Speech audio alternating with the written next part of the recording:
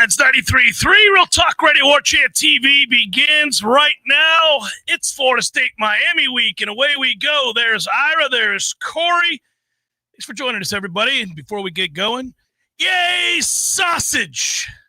I don't think there's a promo code after a loss. That's unfortunate. No pity sausage. It should have been a pity sausage promo code, but maybe we'll get a pre-Miami promo code. I'll ask Ben. But you don't need a promo code to enjoy Register Sausage, guys. No. Amen, brother. Go to your grocery. Yeah, especially if you're in this part of the country, over into Alabama, across to the east coast of Florida, down into some of the depths of Florida. Might I make a suggestion, up into the Carolinas. Go ahead. It's going to be a big tailgate weekend. Clearly, that's Saturday. You got a 7:30 game. A lot of people probably can get out there at noon or 10 a.m. Still at Cat 5 maintain, right? It better be. Oh, completely. You win this game, you're perfect.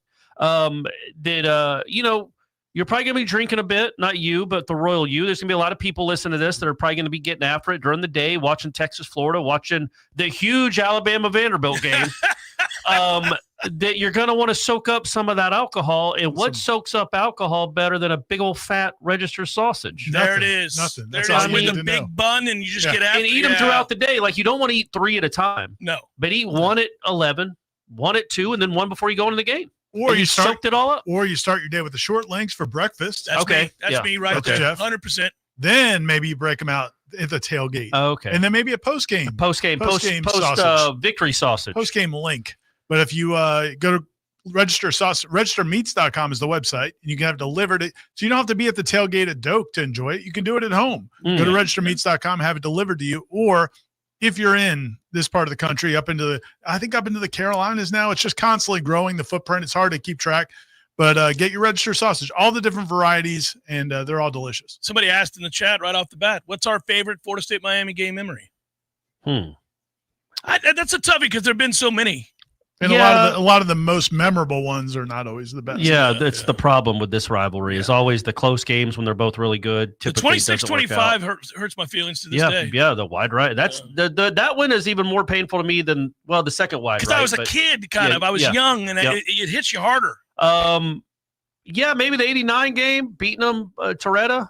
Getting a P.T. Willis and Dexter Carter scored on the first play of the game after Leroy Butler intercepted the pass. That was a good one. Sacking the kid into the goalpost was fun. Well, 47-0 was fun. I didn't care that they were, on probation. That was just slinging their ass all around. That was great.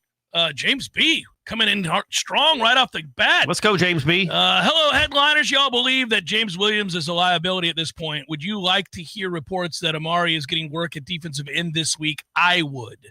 Thanks for the contribution, James B. Thank you, James B. Thank you, buddy. I think the I would was implied. Yeah, I think it was right off the bat. The question was pretty direct, James B. I think we knew where you were going. Yeah, I know your feelings before we even get to that last part. Hey, listen, it hasn't been a great start for him. I don't know what the plans are moving forward, but they've got the same tape, and they got better tape. They've seen every snap. So, I don't think Tony's going to sit around and not do something if he feels like he's a liability. They have to figure out something. I agree. I don't know what the solution is. He could play better. Well, you know what I mean? Like, he might be the best guy they got, which is an issue in itself. Do you think McCray would, maybe? Or Jenkins. But there's some weird, and what's weird about again, going back to personnel usage things, there's just curious is like, so Jason Jenkins starts, but then McCray plays more. Yeah, and Jenkins played. It's a Leonard Hamilton thing. It's a tribute to Leonard Hamilton. Minutes at center with a deadbeat, and you're just trying to get away with it until the 14-minute mark. What am I calling them deadbeats? We had some less than stellar offensive play at center for a while there. That's all I'm saying. It's curious. You can't afford to be figuring it out as you go against this Miami offensive line. They're really good. Well, and the thing, and I think I touched on in my 3-2-1 column is that, we are kind of back to what we thought about this defensive front in preseason. Yeah, the little concern. We were very impressed by what it looked like against Alabama, and maybe it can look like that again.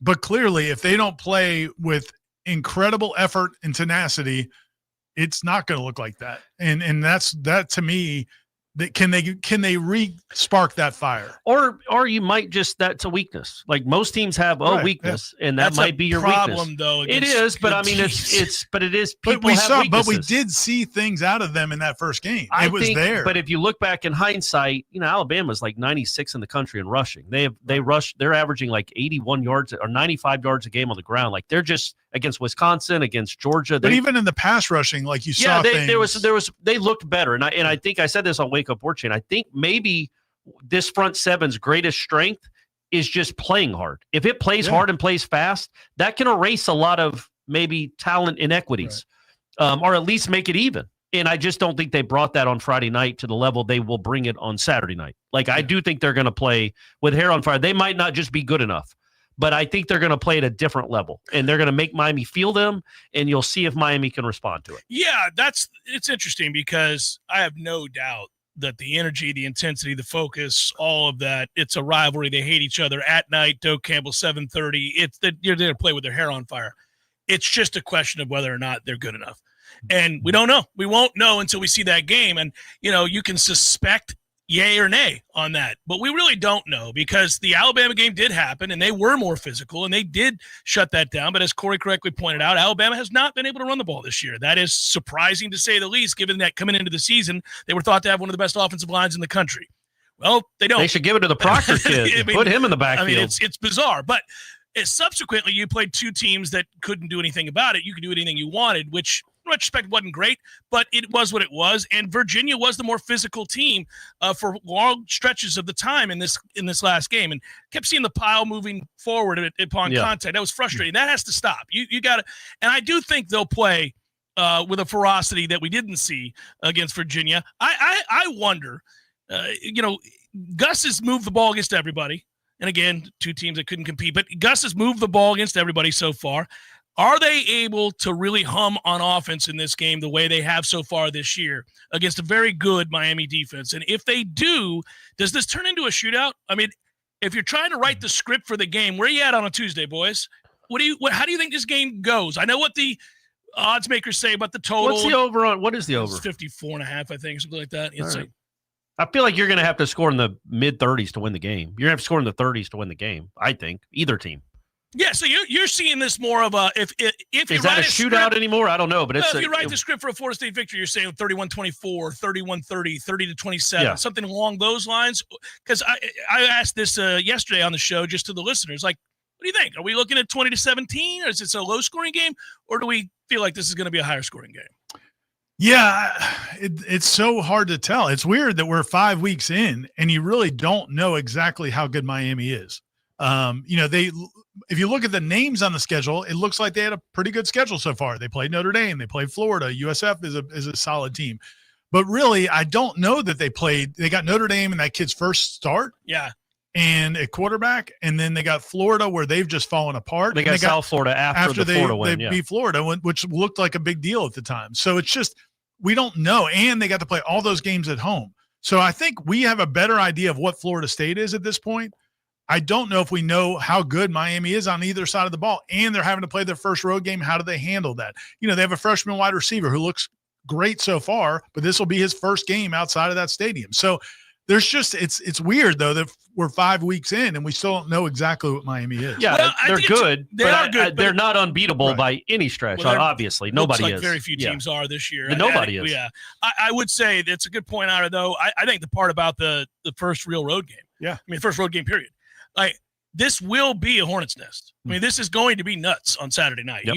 That crowd is going to bring it. And we know college kids, as I like to say, are more subject to the whims of emotion than pros. Pros go on the road, don't give a damn. Yeah. They're businessmen. They're out here doing it 33 years old, Kids get overwhelmed. We see it all the time. You watch these swings, these incredible swings when the crowd is able to get into it and begin to believe. Right now, players are elevating their belief. And the crowd was a factor against Alabama. I thought so, too. And they play in great environments all the time, but it still was a factor. And you saw it directly impact them. The noise directly impacted Alabama.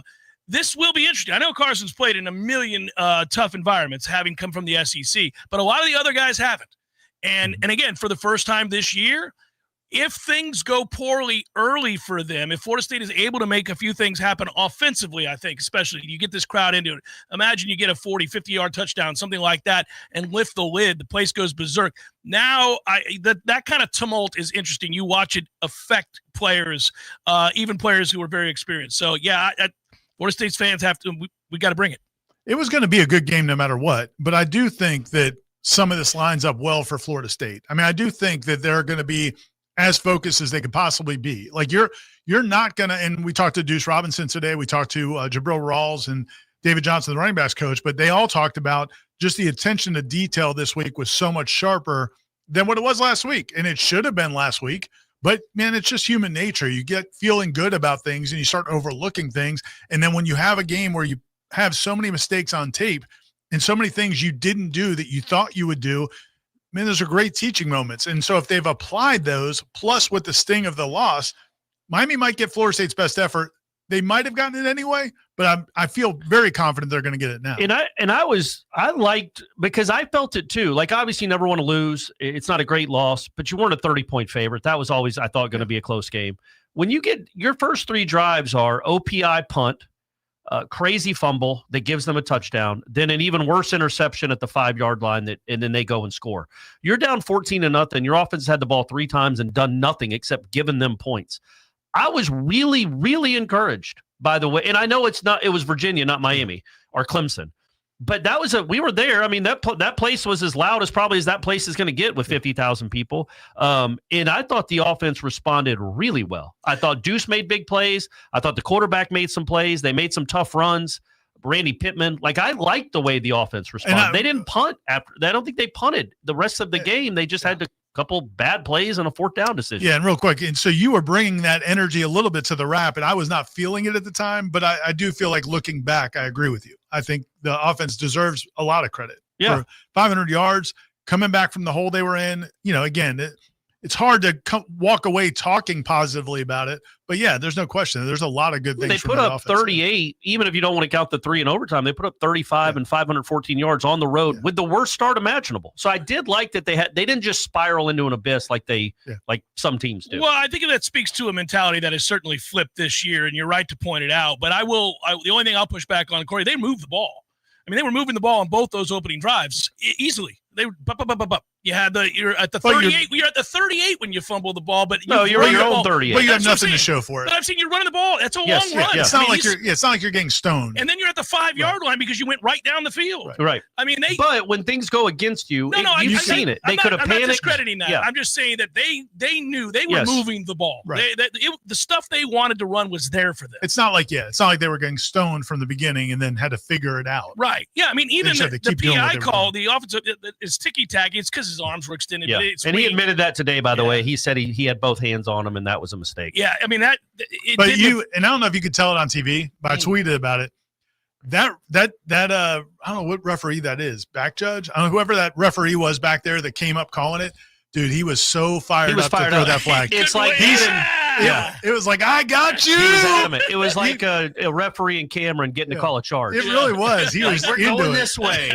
I'm not saying there was anything improper, very, but very man, he was fired up. It was one. I wonder if it was something that maybe Tony Elliott had mentioned before the game. Point of contention. Watch out when this guy does that, because man, he was fired up to bust him. All big receivers have this issue going all the way back. Michael Irvin used to do this, and I mean, you watch with Mike Evans in Tampa all the time. He gets one a week, and when you're a big guy and you're going against a little guy, you want to use the big guy advantage, which is I'm just going to push you away. Right. And there's a technique to it. You can still do it. You just can't do it like that. Unfortunately, when they catch the arms extended, you're done. But that's still, it was kind of a soft call, and that disrupted that drive. Well, that was over. That was to remind people, it was a 3rd and 5 play when you got 12 yards, and now it's 3rd and 20, and the drive is over. Yeah. So that's a drive. It's not just it puts you behind the chains; it's a drive killer. Yeah. And then the next one is a fumble. Yeah. And then the ultimate drive killer. That is absolutely a drive killer. Then after that, man, that's unlucky too. They got so unlucky. I felt situationally they got so unlucky. I mean, you have the Jerry play where that's a pick 6 if he stays on his feet instead of just diving forward to put his hand in, and then the tip goes right to Harris. Are you effing kidding me with that? And even the fumble, I just assumed maybe his knee was down, but he did such a good job of not letting his knee hit the ground. Trying to get the extra yard. Yeah, that it ended Kid up. made a good play. Yeah, no question. Just off the cap. And the kid made that's a bad decision on Tommy to pull it and try to throw it there. Still, kid made a great play. He went and made a play. I would have liked him to give there, but I'm sure running the ball right down their throat. And he makes. I was bringing this up. He makes a lot. He played 84 snaps, and I feel like he's probably making a decision on almost all of them, like Yeah. probably at least 65 of them. You're going to make some bad ones. You just would like a little more like game awareness right there. Like, this isn't worth it. We have first down. And they haven't stopped the run in this entire drive. You just ran for 32 yards on two plays. Keziah Holmes, boom, boom. Yeah, you had 16-16. You're down to the 5, and then it was too cavalier. It was club. Yes, a little too cavalier. It was club Nickian, is what I like to the phrase I use. Or Lagway. There you go. That's a tough one. And I think Tommy, they're confident right now. They are confident even after those 2 drives. To your point, like they've been very confident. And that's a decision that just reeks of confidence. And sometimes you have to respect the game more and not take that chance. This game, as we sit here Tuesday, and I thought about it last night, and I get geared up for FSU Miami. Man, this is a chance for Tommy Castellanos to become in lore, Florida State lore. Like, I think he's got to be, and it doesn't take a genius to figure this out, he's got to be a star for them to win this game. Like, I think he's got to run his ass off, much the way he became a star in that Alabama game and made some big plays and put his money where his mouth was in the offseason. This is another one of those. There aren't too many moments on the schedule where that's required of him.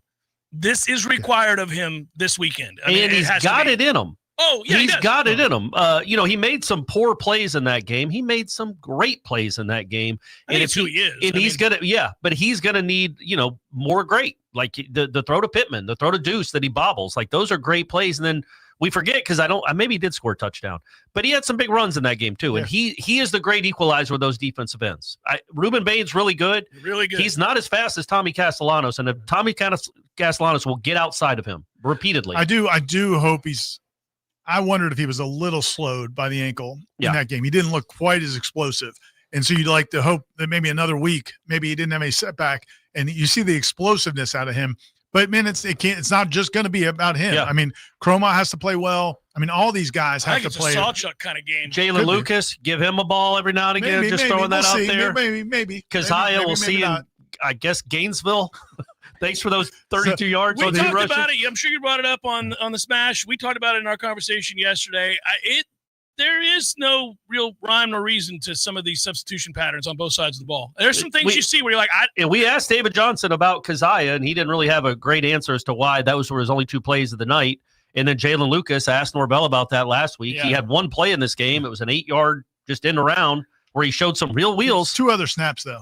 And then they can't get in the game. Well, and then I like that they have variety. Sure. I like that they like to move it around, but I'm almost surprised. Too many guys to get the ball cooks in the kitchen. Tom last night coined the phrase Keziah goodbye. that's what. So with Keziah 2 big runs. Yep. Goodbye. Peace out. By the way, see you next time. Back to Bain and then throw in Mesidor.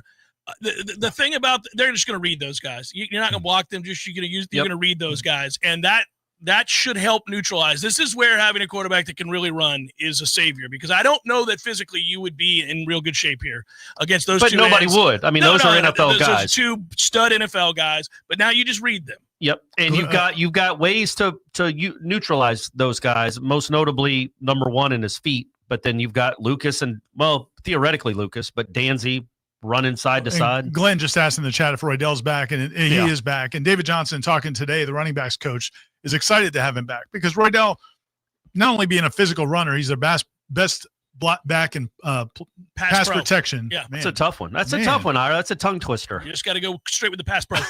Just keep it going. Anyways, they do have him back. So that's just another guy to get Keziah on the bench. Do you think if Roydell had been available in Charlottesville that the 4th and 1 call is different? I don't know, man. Maybe. Because here's the thing I brought up with Aslan is, like, the biggest play of the season so far for that offense, in my opinion, we'll see where the season goes, is you're at your own 34, 4th and 1 in a 24-17 game in the 4th quarter, and you go for it, and you just hand it to number 5, and he gets you 2 yards. It says to me that they were very confident in that Alabama game that they could get those tough yards. And but for whatever Roydell reason, and not Sawchuck, I don't know if it was him as much as the way the line was playing. I think that they just got spooked. About the line. They didn't feel as good in that game. I think they didn't feel as good in that game against Virginia's defensive front as the game went on. Didn't love it. One situation. Because I hated the call. I hated it. Hated the call. Yeah. Hated the call as well. One thing that I'll say is I am curious. They seem to have an answer for almost all situations in terms of down and distance spots on the field, except for that weird spot when it's 1st and goal on the 9 or the 10. I hate their play calling there. When they're on the 5 in, they shove it up. It's a straight run. Usually between the tackles. It's between the tackles. Usually, It's get you some. It's either, last week it was either Tommy or it was Pittman or it's Sawchuck. It's just get you some. But when they're out there on the 9 where they're in between, it is weird. They look like they don't have an idea of what they want to do. Now, I will say he did dial up a touchdown and Tommy threw it at the feet. And so you have a frustrating. That's a great play. That was a weird play. It's a tough play. It's a tough play. I don't know if he had to throw it over someone or around someone. He had a guy coming out. But that's a great play call, and that's a walk-in touchdown. He could have gotten more on the throw. Yes. Oh, he certainly could have. But he. And you also don't know. I mean, again, I almost asked David Johnson about it today, but I felt it would be weird to ask him because I didn't ask Gus or Mike about Sawchuck. But whether or not Sawchuck was in the right spot. Like sometimes they drift. Yeah, it's just hard to know. And what I would say about Tommy, man, which is why I'm starting to really like the kid, is because that's not a good throw. And you kind of cost your team a chance to win the game right there, honestly. Like if you score there, the defense did end up getting a stop. We don't know how the game plays out. That's not a good throw. It's not a good moment for him. The very next throw he makes is an absolute dime for a touchdown that your kid just bobbles. I like that he can respond like that in the moment. I don't think he's ever going to lack confidence. But that's wonderful. Now, it's going to get him into trouble sometimes. Yeah. But by and large, you'd rather have a kid that's too much confident than a kid that doesn't have enough. And he's had this issue where this is his career. I mean, he does a lot of things extremely well. He had a throw earlier in the game where he just completely is a squirrel. He just misses squirrel and who's going to be running for days. It's an inexcusable miss. Yeah. But he just misses it. Well, quarterbacks miss throws. Yeah, I mean, it's not. There are very few that are like automatic, there especially in college. Perfect players. I'm not trying to infer that. I'm saying he has an inordinate number of open misses and then he'll make a spectacular play. He's just a weird kind of player. Mostly very good. Yeah, I think he's a very good. I think he has a chance. Like what I love about him, honestly, is that he's going to go into that game Saturday night. Truly, I believe this, feeling like he's the best player on the field. Yeah, he won't be the first draft pick. He might not ever be drafted. But I love that you have a quarterback that thinks he's the best player on the field, and that defense is in trouble because I'm here. We'll see how it plays out. He might be horrible.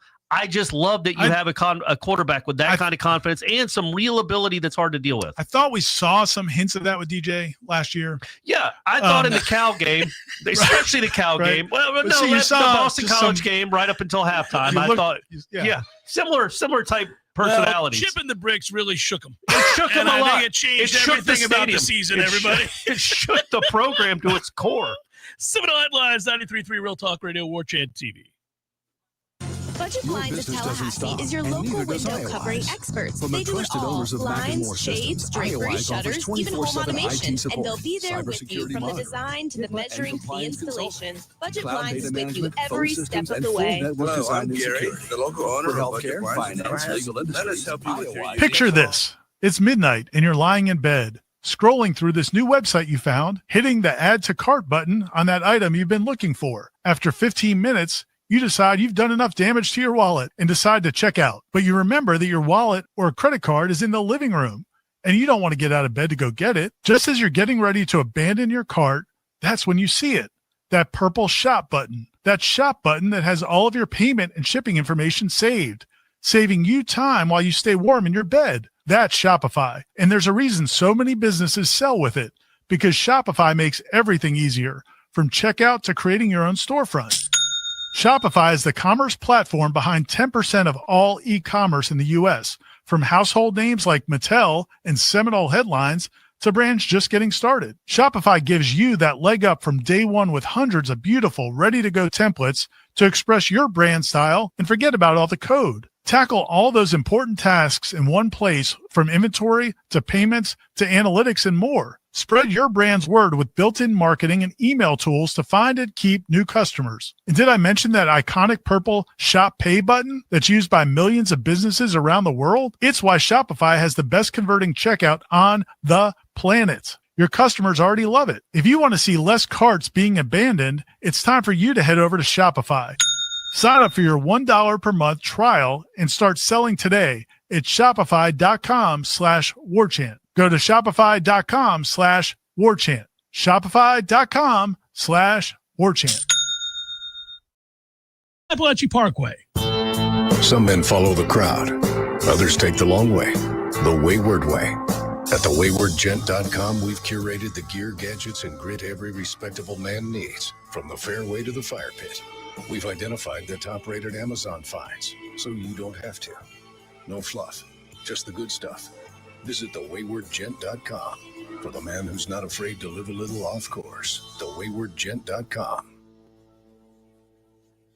Are you sporting around with a cracked windshield? That's not your car's way of showing character. At Seminole Auto Glass, we replace busted glass faster than you can say, was that a rock, a bird, or a banana? We'll help you with your claim. We offer mobile service, and we promise zero judgment, no matter how that crack got there. Just go to SeminoleAutoGlass.com or give us a call at 850-539-4527. 850-539-4527. Duct tape is not a long-term solution. Better call Seminole.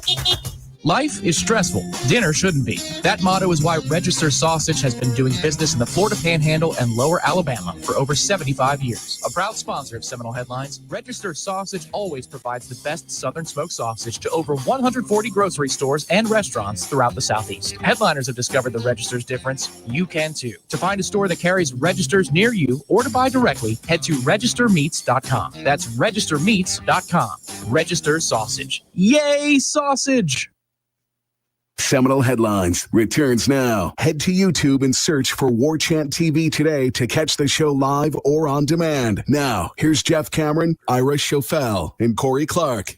If you're watching the show on Warchant TV on the YouTube channel, you'll see here in a moment, it's going to be swiped up, an opportunity for you to talk about it, Ira. Ways in which we can promote our friends at Garnet and Gold and also joining Warchant for just $1. Go. Gene Williams coming correct. Boom. FSU Miami week. It's a hurricane warning, He's guys. lost his mind. He's lost his mind. He's He's out of crazy control. Gene. We do have a flash sale. If you have not subscribed to warchant.com yet, but you've been thinking about it, or even if you haven't been thinking about it, you need to do it. Right now, you can join for $1 for a week, and then if you do the annual subscription, you get a full year of The Athletic, which is a fine publication, all coverage of all the different sports leagues, and it's just really good stuff there from The Athletic. You get that with your subscription to warchant.com, plus 1 week only, 1 day only. We don't know how long this flash sale is going to last. I mean, until he regains his senses. Right. So somebody talks sense into him, but you'll get a $25 gift code to Garnet and Gold. So sign up, just $1 for the week. Get the year subscription, get a full year of The Athletic, and also get a $25 gift code to Garnet and Gold, which has got the great Garnet and Gold, all the FSU merchandise you need and for this the game. Throwback stuff there. They got the old vault over there off of Pensacola as well. Yeah, it's good stuff. I go in there and hang out all the time. So jump on board. And then I feel old because I'm like, man, that shirt was actually produced when I was in school here. When vintage is your age group. It is my age group completely. And I want that one. I had that one. This one, it's rough. I want the old school Marvin Jones. I had the shirt. Marvin Jones Jr. or Senior? Yeah, I really want to celebrate that little run that Junior had here. Yeah. No, Marvin Jones, when he was here, you just try keeping up with the Joneses with the shirt. You may remember that. And he was it's a picture of him with his jersey. And he's holding the helmet, and he's such a badass. And I remember that shirt. I think it was 92. Yeah, I think it was 92. And he didn't get a dime from it. No, not at all. Well, he probably didn't. That's what I'm saying. No, he didn't. But I love that shirt. Anyhow.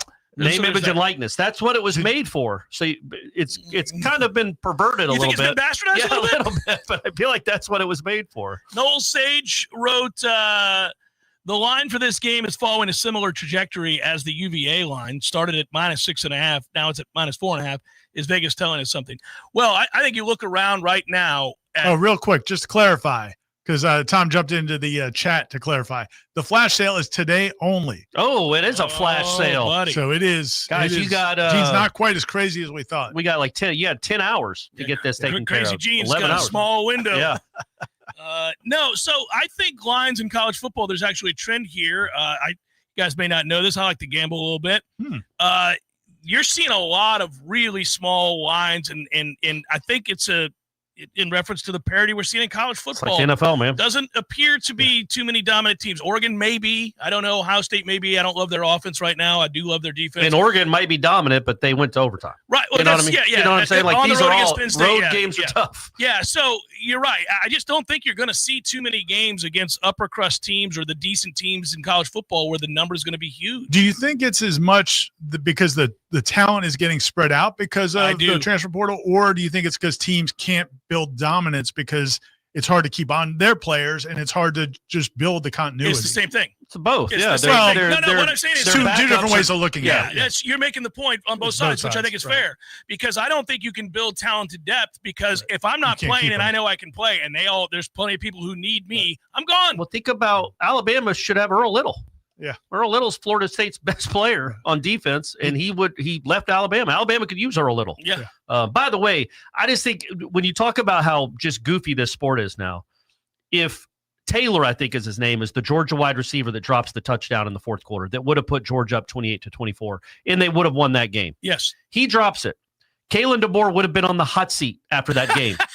Now they're number 10 in the country, and he's turned the program around. Like an extension. Because of one drop. Literally, I mean, I know there were other plays in the game, obviously. The first half didn't go well. But if the kid doesn't drop the pass, or if they don't call some stupid stuff on 4th and 1 because they're Mike Bobo's leading the offense, Kalen DeBoer's on the hot seat. What's wrong at Alabama? Now they're back in the top 10 because of one game. Real quick about your Georgia team. Kick the effing field goal into the game. What are we doing? Hey, man. What are we doing? We've gone too far. You play to win at Sanford Stadium. Field goal and tie the game. Alabama did nothing at all in the second half offensively. Nothing. But they still wanted to go for it there because that's where the game was. Well, it's the whole thing. No, as there is more parity, it is crazy because the way we see these games is so much. We always see the line between wins and losses as being pretty dark or pretty substantial, and it's not, man. Like Wake Forest got screwed by the ACC refs, just completely screwed. At home. Now Georgia Tech, that may be what Georgia Tech gets them in the ACC. That gets them to Charlotte. Game. Is that one play where they don't call offsides, or the fact that Wake's kicker missed a 26-yarder, or the quarterback got hurt? All that stuff had to happen. Well, and I'm not convinced Florida State wins that game, even if they Deuce catches it and they get the 2-point conversion, but I still cannot believe they overturned that call. You guys can, whatever you guys feel about it, I do not think that should have been overturned. You're more upset about the overturning it. Yeah, if they had called it incomplete on the field, there's no way thing. they would have given it to him. But man, you you got to go back and watch it 65 times and see, oh, well, maybe he's moving his hands. And it's like, man, he'd already taken 2 steps inbounds. But as Deuce said, I get it, man. He should have caught it cleanly. He should have caught it cleanly. But no I'm glad question. he said that. I just hate that they overturn it in that situation. You're going to so many calls that don't get overturned, but that one gets overturned. How about the Penn State Oregon? The most obvious targeting I've ever seen. Yeah. I agree. And they're like, we're and I'm a Mr. Anti-targeting. Correct. Like I never call targeting, but the one in the Virginia game was absolutely targeting. Yeah. They got that right. Yeah. And then that one is really obvious. And I don't know. Yeah, we had a fan in front of us that was an interesting dude. Wasn't your typical Virginia fan. It's not fan. what you think about because it was an outdoor press box. Yeah. And he was not at all what you would think as a Virginia football fan. Listen, there's other parts of Virginia. Yes, there are. Just Charlottesville. And by the way, if you drive out of Charlottesville, you see them. You recognize these kinds of fans you're talking about. Well, he drove in and he was right in front of us, and man, he was having a good time, and he just could not believe that call. And it's like, I was waiting for him to come back and ask us. Yeah, it's like, dude, he launches the very definition. He launched at a 6'6" kid, so that's an extra launch. That should be 2 targeting. No, and again, I'm biased. I always defend defenders. Right. And I'm like, well, when I first see it in real time, I'm like, oh, I don't know if I'd call that. And a lot of times, the replay, I was like, Jesus, son, I can't help you here. And there was the first image, you weren't 100% sure, but when they show the other image, it's like, oh man, that's, the other image, you're like, well, they could take you to jail. I mean, this is really bad. But I can't help you here, buddy. And sometimes the defensive back has no choice. Like sometimes they're they're just screwed. There's nothing they could do to avoid targeting. But he wasn't screwed. That was not it. He's pinned on the sideline. You just drive him. There's no reason for any of it. It was really strange. I do think back to the larger point of, you were upset with the process and how that played out because the call on the field was a touchdown, and then they reversed that. Normally they don't do that. I think that it's interesting that all around college football at various points, I don't care who I've watched, Oregon, Ohio State, any of the teams in the SEC, man, I see so much fallibility in all of these teams. Obviously, the one we're covering, very fallible. They've got problems. Lots of teams do. We'll see if Miami does. I'm still waiting. I don't know. They have not been put in positions where that would be exposed yet. But they, even them, they have to be disgusted at one point in that Florida game. It's 13-7. Florida has the ball on their side of the field in the fourth quarter. You could lose a game you have no business losing. You're dominating Florida. I think they were up 2 or 3 scores against Notre Dame. Well, that's a tie game in the fourth quarter. Yeah, they looked like if there was more time, they might have lost. That got weird. Yeah. And that kid their kicker out of nowhere made a great kick right down the middle to win that game. That if he misses it, what are we saying about Miami? The margins are much smaller is the point. No matter who you're playing almost, especially when you're on the road. Like, yeah, they should go on the road and kick the crap out of Stanford. We get it, but you never know. Yeah. But this game is going to come down to probably 8 to 12 different plays that go one way or the other. And I feel like that's like your NFL team. Like they could have won that game yesterday. It was crazy that I was at that game. They're all like that. No sense that they were in that game. I mean, they're down 24-6 at half. It's 24-3 at one point. I'm like, well, they're just going to get smoked today. The injuries caught up to them. Next thing you know, they have the ball with a chance to tie the game at the 10-yard line. And I feel like Baker made a bad throw. Like had a bad interception that you have. I think again, I've been kind of harping on this for a couple of years now. It is the NFLization of college football where just take wins because they're hard to come by. And what hurts you is that Alabama gets so much credit for a win because it's Georgia, and then their loss is forgotten. What I want to see, and I hope I do see it, will Florida State get the same kind of benefit if they beat the number 3 team in the country? I think they will, Corey. You think they'll skyrocket back up into the top 8? Yes. Okay. Yes, I do. I hope so. I don't know. I'd love to see it. I'd love to be. If you beat the number 3 team in the country, 3rd team in the country, I think you will. In fairness, Alabama's win was at Georgia, and Florida State's win would be at home, so it's not going to look quite as good. But then why is Georgia ranked ahead of Florida State? No, I hear you. What have they done? They have a common opponent. They both played them at home. One won by 2 scores, and one lost by 3. The one thing I think you hope, if you're a Florida State fan, is that Florida State's players learned this lesson last week. Like they learned what we're just talking about how small the margin for error is and how every detail matters. And Florida State's players learned that. And it sounds like that's what their focus is on this week. Miami hasn't had that gift yet. They haven't had to be exposed and to know what's slipping. Are things slipping that you're not paying attention to since camp? And so if you're Florida State, you got to be able to take advantage of that. This coaching staff has to see stuff on film that say, wait a minute, that guy's not doing this the way he's supposed to be doing it. We can attack this. Things slip. In Florida State, now that's the benefit of losing is you got to learn from it. I think the fan base collectively wants them to learn from James Williams not playing well and getting him off the field. Is there a solution, though, is the question. Well, that's the problem. Is he your best chance, and you just got to hope he starts playing better? I hate to rip that kid because I like him, and I've interviewed him and enjoyed the conversations I've had with him, and I think that there's some ability in there, but he looks smaller to me now than he did at the start of the season. He doesn't look like he can hold up. And he doesn't play. He doesn't send guys backwards like you'd maybe hope, but maybe that happens. He's light. But you can. There's dudes that are built like him that can pack more of a punch. Yeah, Brian Burns for sure, or a little. It's a little bit smaller than James Williams. He sends people backwards. But if he were going against the left tackle, he might have a try. I bet he'd find a way. I bet Earl Little would find a way. I believe in that kid. He'd get flagged for it. Yeah. Seminole Headlines 93.3 Real Talk Radio Warchant TV continues in a moment.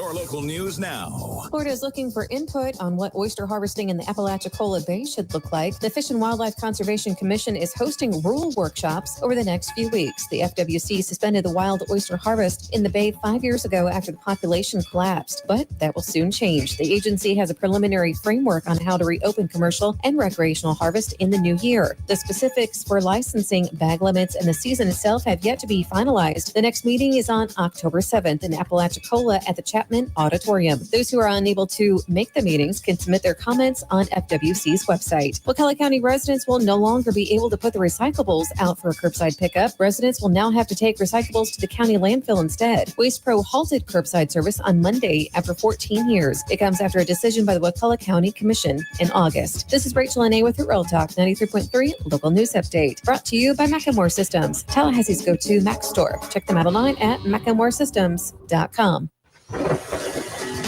This is meteorologist Paul Trombley with your Real Talk 93.3 weather update. Sunshine mixed with clouds at times this afternoon with daytime highs approaching 85. Winds out of the north 8 to 15 miles per hour.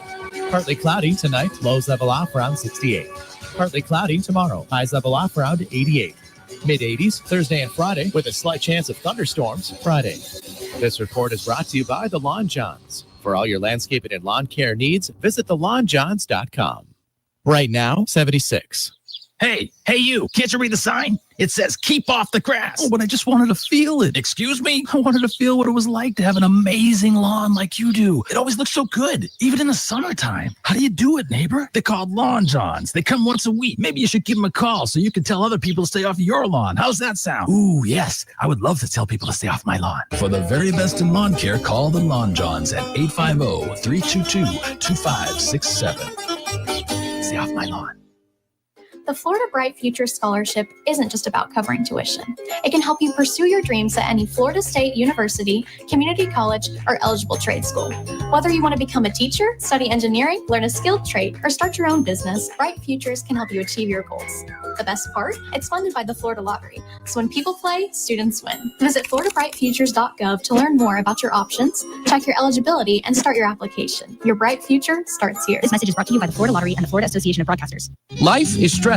Dinner shouldn't be. That motto is why Register Sausage has been doing business in the Florida Panhandle and Lower Alabama for over 75 years. A proud sponsor of Seminole Headlines, Register Sausage always provides the best Southern smoked sausage to over 140 grocery stores and restaurants throughout the Southeast. Headliners have discovered the Register's difference. You can too. To find a store that carries Registers near you or to buy directly, head to registermeats.com. That's registermeats.com.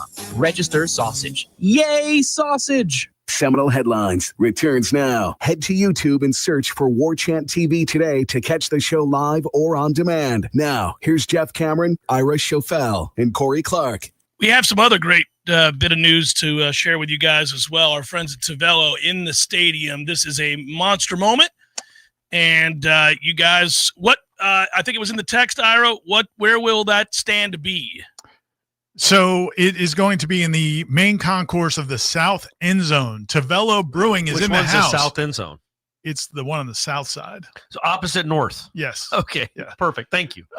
It's so the band or not the band? It's the other side, I believe. Okay. Either way, find it. You ask someone with the south end zone. We're terrible with directions. Bring a compass. Concourses these days, boys. You got all the time in the world. world. The south end zone is the Champions Club side. I'm pretty sure. Perfect. But I'll double check that. But yeah, it's in the main concourse. They'll have Tavello, the trail ride, which is an IPA.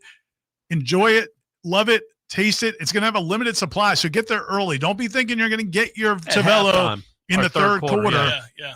Go early, get to the game early for sure, and get yourself kind of excited. The Cat 5 maintain is off once you get to the stadium, right? When the game has started, you can get it on. Yeah, you get as in the stadium. Rowdy as That's what I said. When you're in the stadium, but now you said the game started. No, once you're in the stadium. If you're in the stadium, 5:30, you can get the maintaining is over. Don't maintain nothing. But you want to remember the win. But this is awesome. Tavello is going to be inside Doak Campbell Stadium. You can get it in the south end zone main concourse and get there early because they have a limited supply. It's a certain number of over 1,000. I'm not sure the number. 1,488. But you got to get there early because they're going to run out and then you'll be sad. And we don't want to hear about it. We don't want you to be sad. But the other reason is, A, it tastes great. You'll be supporting somebody who supports us and is a Knoll. Maurice and Lynn are great Knolls. Huge Knolls. And then not only that, it tastes delicious. You're going to enjoy it. And then they'll be asked to come back. Yes. Keep doing That's it. The exactly. Whole thing. Yeah, there you go. Help everybody out. Let's go. We had a question that I did not get into in a contribution, so that's on me. Why hasn't there been more second guessing about kicking a field goal 4th and 1 on Virginia's 22 in the fourth quarter? Wouldn't have needed OT. Also, Ira, do you want me to ship your tequila? That's right. Thanks, Sam, man. I appreciate it. I was supposed to meet up with him, and things kind of took a turn in that game. But I'll send you a DM, man. We'll figure it out. Add it to the collection. So he's talking about you can't. You're down 7. Yeah, so in the way your defense is playing, you can't assume you're going to get you're going to get a stop and get the ball back and get a chance to go win the game. So you go for it there on 4th and 1. If it's 4th and 9, I still think you're going. Yeah, I think they were going to go either way. But 4th and 1, you have to go there. Just get it. I think the better question is, would you have gone for 2? Go for, and I say no. Iris says yes. I say no, and I finally articulated. I spitter effed through it for 10 minutes yesterday on Wake Up Warchant trying to explain it. Not stutter F, you spitter F. Yes, I said that's a stutter F in itself. And then even when you were clear, you were still wrong, which was impressive. So I would not go for 2 in that spot if it doesn't guarantee me the win. Because it's too big a risk to not guarantee you the win. Virginia still has 36 seconds left and 3 timeouts, and you haven't stopped them all day. If there's 8 seconds left or 11 seconds left, sure, go for it because they're not going to go score probably. 36 seconds left, they're going to have a shot to beat you. And if you don't get it, the game's over. So you are taking a chance. The risk isn't worth the reward, in my opinion, right there. Except you take the lead. Now all the pressure in the world is on them. Or you don't. But if you do, you put all the pressure in the world on them. Now they've got to go 40 yards in 36 seconds as opposed to just getting like 10 yards or 20 yards in overtime. You believe they're going to go 40 yards in 36 seconds because you don't believe in this defense. Well, why would you believe in this defense in overtime? That was my point. In that game, the way they were playing. I thought the defense in overtime, you hope you get the ball second and you go for two then after you both scored touchdowns. I just go for it. But when you got a chance. But as it turns out, you held him to a field goal. I don't think and he threw an interception. I just think, man, 35, that kid's a good kicker, and it's like that's not guaranteeing you success. And what if it's a minute 20? I just think it gave you your better chance. It gave you your best chance. Well, at the end of the day, it wasn't. We would all concede, no matter which side we're on this one. It wasn't as clear cut as many of them have been in the past. Where you would look and the fact that Gus Malzahn says they never even contemplated. I think 25 seconds left. Absolutely. I think it's like that. It's just I wasn't for doing it because I never want to do it when I'm the better team. Now, to Ira's point, we talked about this yesterday. You weren't the better team that night.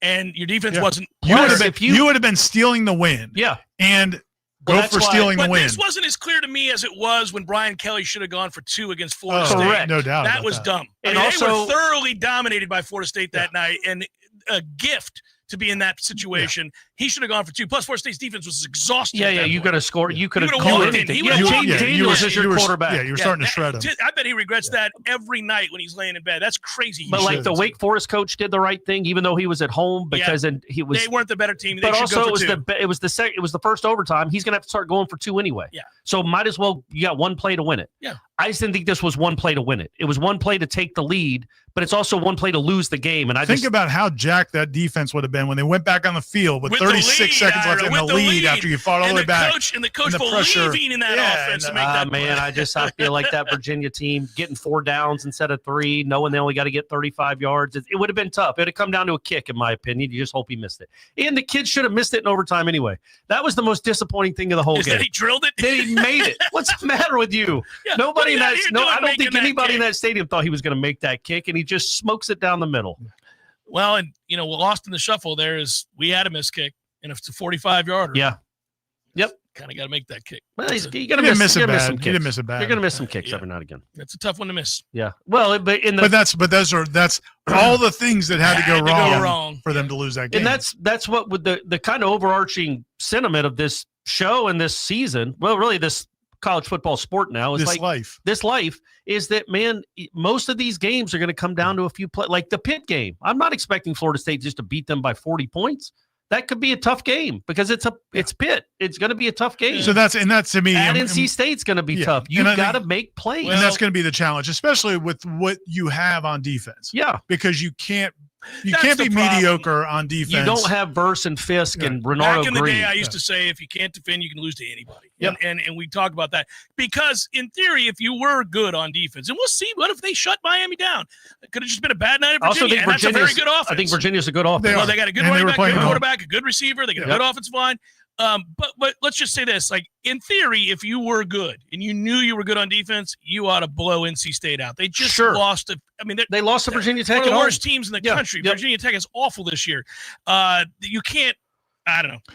But you know how it goes, right? You know how it goes. I agree with you. There was an interesting conversation today at the interviews. Aslan kept asking this question. I think it's on point. I'm guessing you guys will be talking about it probably in Wake Up, but we could talk about it a little bit here too.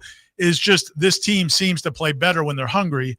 And the players and coach David Johnson we talked to today all acknowledge that this program under Mike Norvell has played better when they're hungry, when they're the underdog, than they have when they've been the hunted. And that's something he's going to have to fix. He's got to get that fixed, buddy. Because if you're good, you're going to be hunted all the time. Hunted, yeah. Especially in this conference. So right now, it's fine. I mean, it's going to work in your favor this week because they do play well when they're the underdog. They've done it since his first year. I mean, they've always played well when they're the underdog.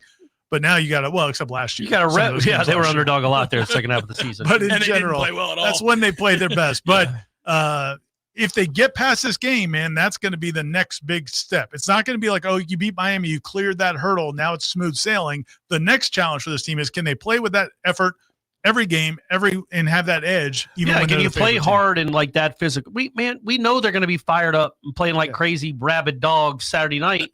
What about noon on Saturday against Pitt? Win or lose? What kind of effort are you going to bring on the defensive side of the ball? Because again, I think this offense is borderline elite. Like I think this offense is going to go against and score almost against everyone, score a lot.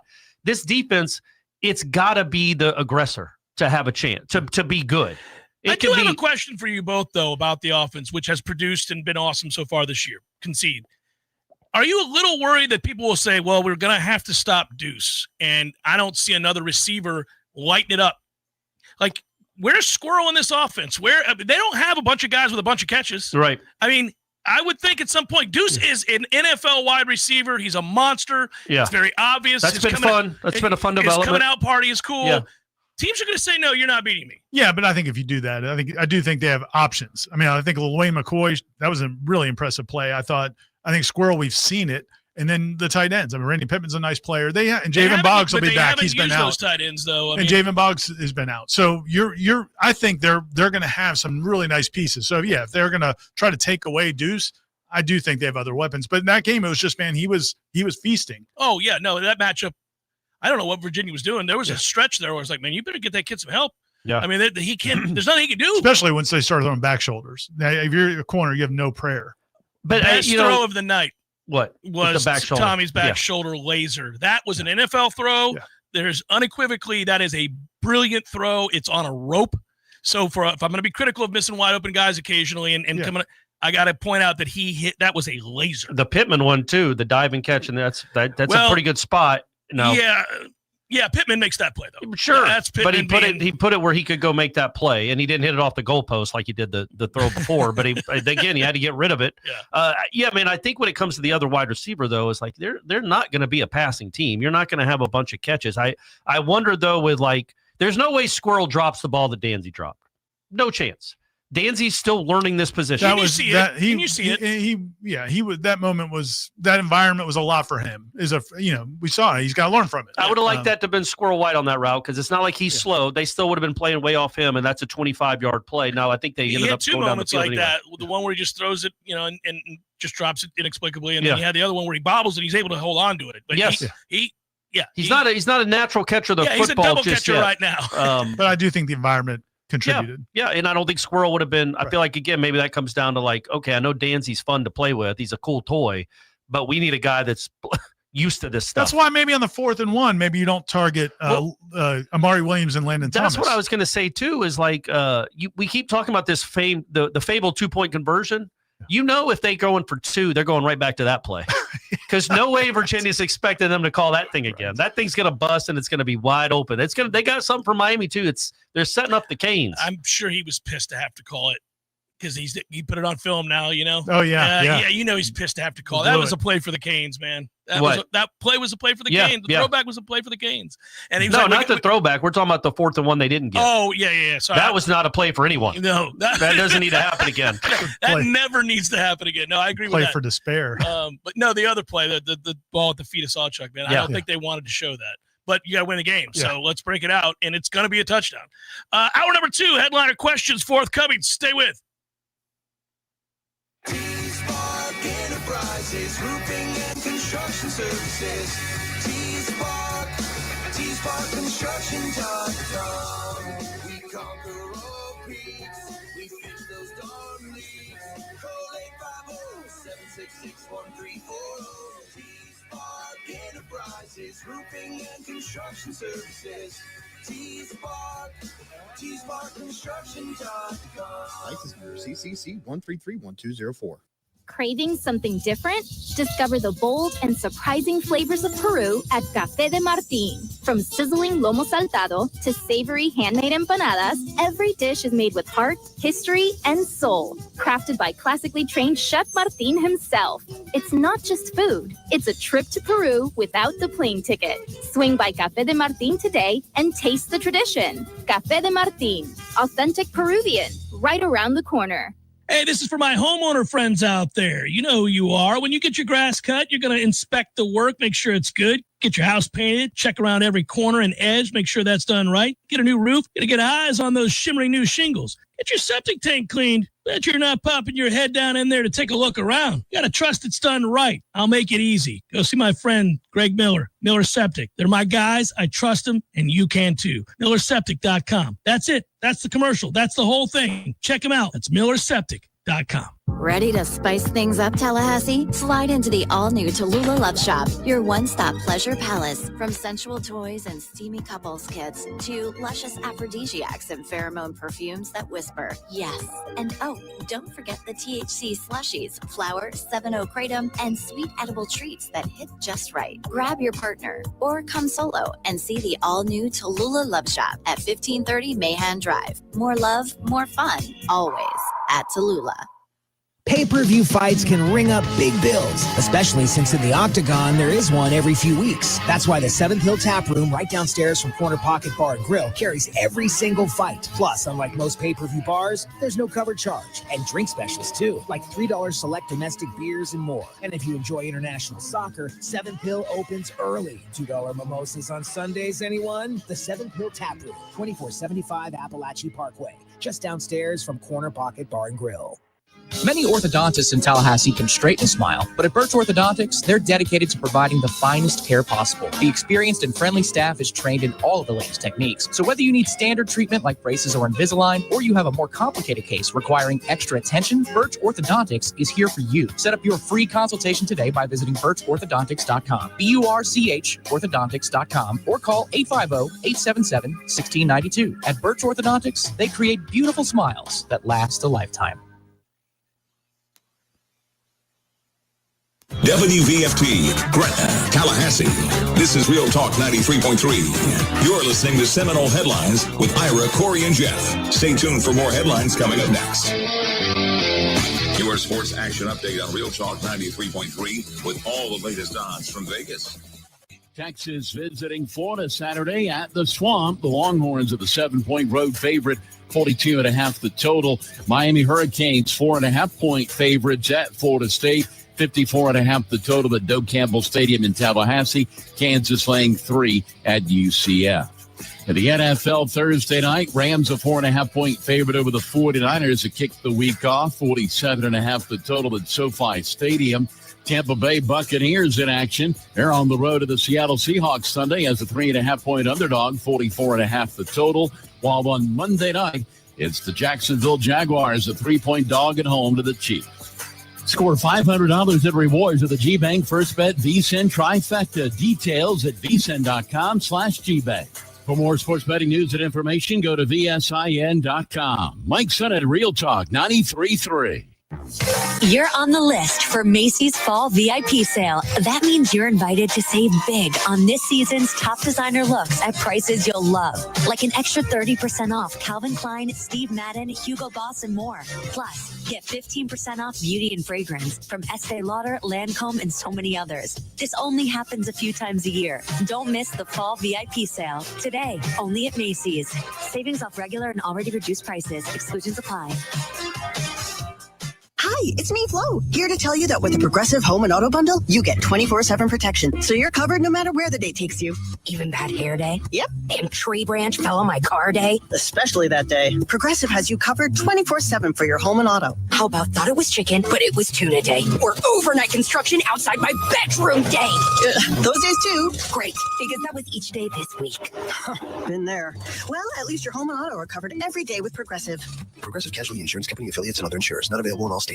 Hey everybody, this is Shannon Young with Cross Country Mortgage. Been in the industry now for 22 years. I just made the move over to the nation's largest retail lender, Cross Country Mortgage, here to serve you in 7 states, including Florida, Georgia, Alabama, the Carolinas, Tennessee, and the state of Texas. Here to offer better service, better rates, and if you were thinking about buying or if you've been on the fence and been waiting to call me, now is the time. You can still find me at loansforknowles.com. That is, again, loansforknowles.com. I've helped thousands of fellow Knowles get into their dream home, and I can't wait to help you get into yours. Give me a call today. I'm at 954-369-6171, or go to loansforknowles.com. Again, that's 954-369-6171, and that's loansforknowles.com.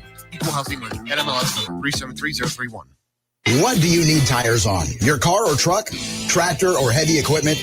At Nice Tire and Auto Service, we have tires for all of these needs.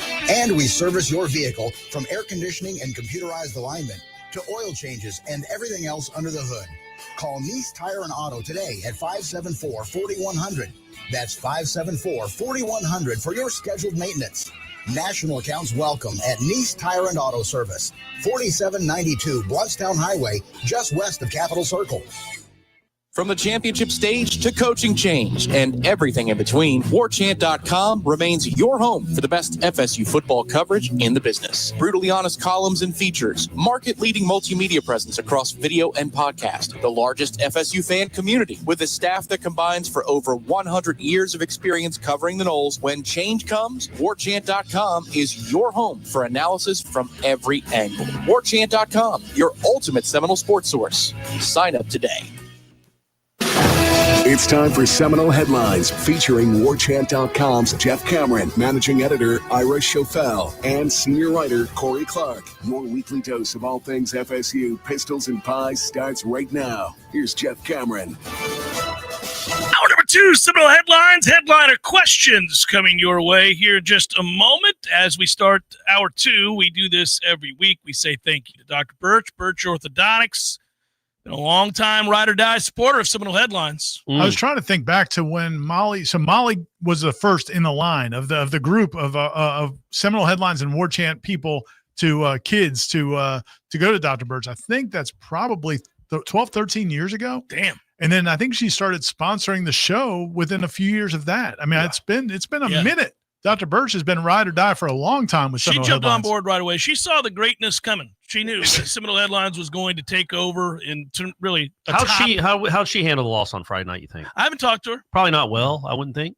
A lot of people struggled with it. Although I gotta say, when we rank losses, this was not that high on my list of like furious moments. It's just disappointing. It's disappointing. It was a chance bummer. to win the game. It was a stupid bummer. I really think with the way the game started, you put yourself in that position. One hidden moment is the asinine, you're up 21-14, and you've got you're going to win the game. That's a pick six. It's going to be 28-14, and we can call it a wrap. That's going to be a 28-14 going into halftime. Yeah, it's going to be a blowout. And you get the ball. Virginia's going to get housed is what's going to happen in that situation. And then the dumb thing about that isn't that, okay, you made a mistake, you tip it up instead of catching it and stand on your feet. Yeah, stop trying to strip a dude for 30 yards. Yeah, that was bad. Two different guys. Hey, but he could have. What if he stripped him though? Well, but he didn't. And Credit didn't to him though. To like he was on the ground, missing the interception. He did hop back up and sprint to go try to make a play again. He's a football player, Corey. He didn't make the play. You know who makes the play every time though? It's Dr. Birch. Dr. Birch. Every single time. How about that she one? She doesn't drop interceptions. That's well done. Dr. Birch Orthodontics. BirchOrthodontics.com is the website. Again, just great orthodontic work, awesome customer service, great office. Just go hang out, talk about the Noles. Go in and have one of those free waters she puts out there for you. Oh, free water. Yeah. On your way home, Corey. Usually it's okay. I didn't know that was on the table. Usually it's for patients. Okay. Usually it's for patients, Not but always though. They wouldn't stop you. But Dr. Birch does a great job, and they have all the different latest techniques, constantly evolving. Again, just always trying to get better, one step better. Yeah. And the website, again, is birchorthodontics.com. You can get a free consultation. They take tough cases, easy cases. They do them all. And tell them that you heard about them on Warchant and Seminole Headlines. Specifically Seminole Headlines. Seminole Headlines. That's what she's sponsoring. Yeah. By the way, I'm going to just start going in there getting glasses of water. Well, it's the bottle. It's the bottle. I'm going to be like, hey, guys, I'm getting water. Get water real quick. Y'all. Hey, it is so hot out there. No, you're good. You're good. Don't worry about me. And then I don't need any orthodontic work at all. Any help at all. Like 2 days later, water, we cool? We're all good? Yeah. It's here. Read what's before you, Jeff. This is from Marlon. Our guy Marlon coming up for the game. All right, Marlon. Miami week, gents. Can Coach White clean up the bad containment along with getting the intensity back from the Bama game? Sure hope so. But this game usually comes down to the running game and special teams play. My real question is, will we catch a punt? We did. Caught two of them. And made a play on one of them. Didn't catch the one there right before at the end of regulation after you got that 3 and out. How many plays will it be into the game? Do you think you'll feel good or not good about the defensive line? Oh, I think we know pretty early. First 2 drives? Yeah. Yes. I think go by the second quarter, you'll have a good sense. Well, yes. I'm first couple drives. I agree with you. I have some belief. I have some belief that they're going to bring it. I think they're going to play better. Yeah. I think they're going to make a concerted effort to stop the run because, look, if you're Miami, there's blood in the water with what Virginia did. You're coached by a former really good offensive lineman in Mario Cristobal who wants to run the ball, and you have two big backs. One of them's 230 pounds. You're going to try to bludgeon Florida State, who you think has depth issues on the defensive line. It also takes crowd out of the game when you go on 12-play drives in which you run the ball 11 times. Sweet Jesus. Yeah. That was the most disappointing aspect of the entire game. But, if you're able to do that, that's a wrap. You're in deep trouble at that point. So he's going to try. Why wouldn't you? You chin check a group in that moment. But don't we think that Tony knows that, and you got to make adjustments to if there is a solution, you got to think they'll find it. Yeah. And then finally, Marlon said, "Love the show. See y'all at the CP and screw Miami." Thanks, Marlon. Yeah. Amen. Agree safe travels, buddy. Yeah, safe travels indeed. He really said screw? He did. Okay, There you go, Marlon. Yeah, I didn't have to PG, keep it a change PG. Yeah. Hey, there's Corey with the midnight prompt. I just went over. Yeah, Facebook. it was. Yeah, true. Yeah. No, I it's around midnight. You like to challenge the Facebook users. It's fine, man. I know they're You guys getting awake? up. You guys awake? Here I think comes. most Facebook users are up at 7 They a.m. are. Well, And no, they'll see it then. No, I That's think going to be they're the up first at- thing they see. Most Facebook users are up at midnight, like just trying to go down rabbit holes Looking about at conspiracy theories. Yeah. So. They didn't land on the moon.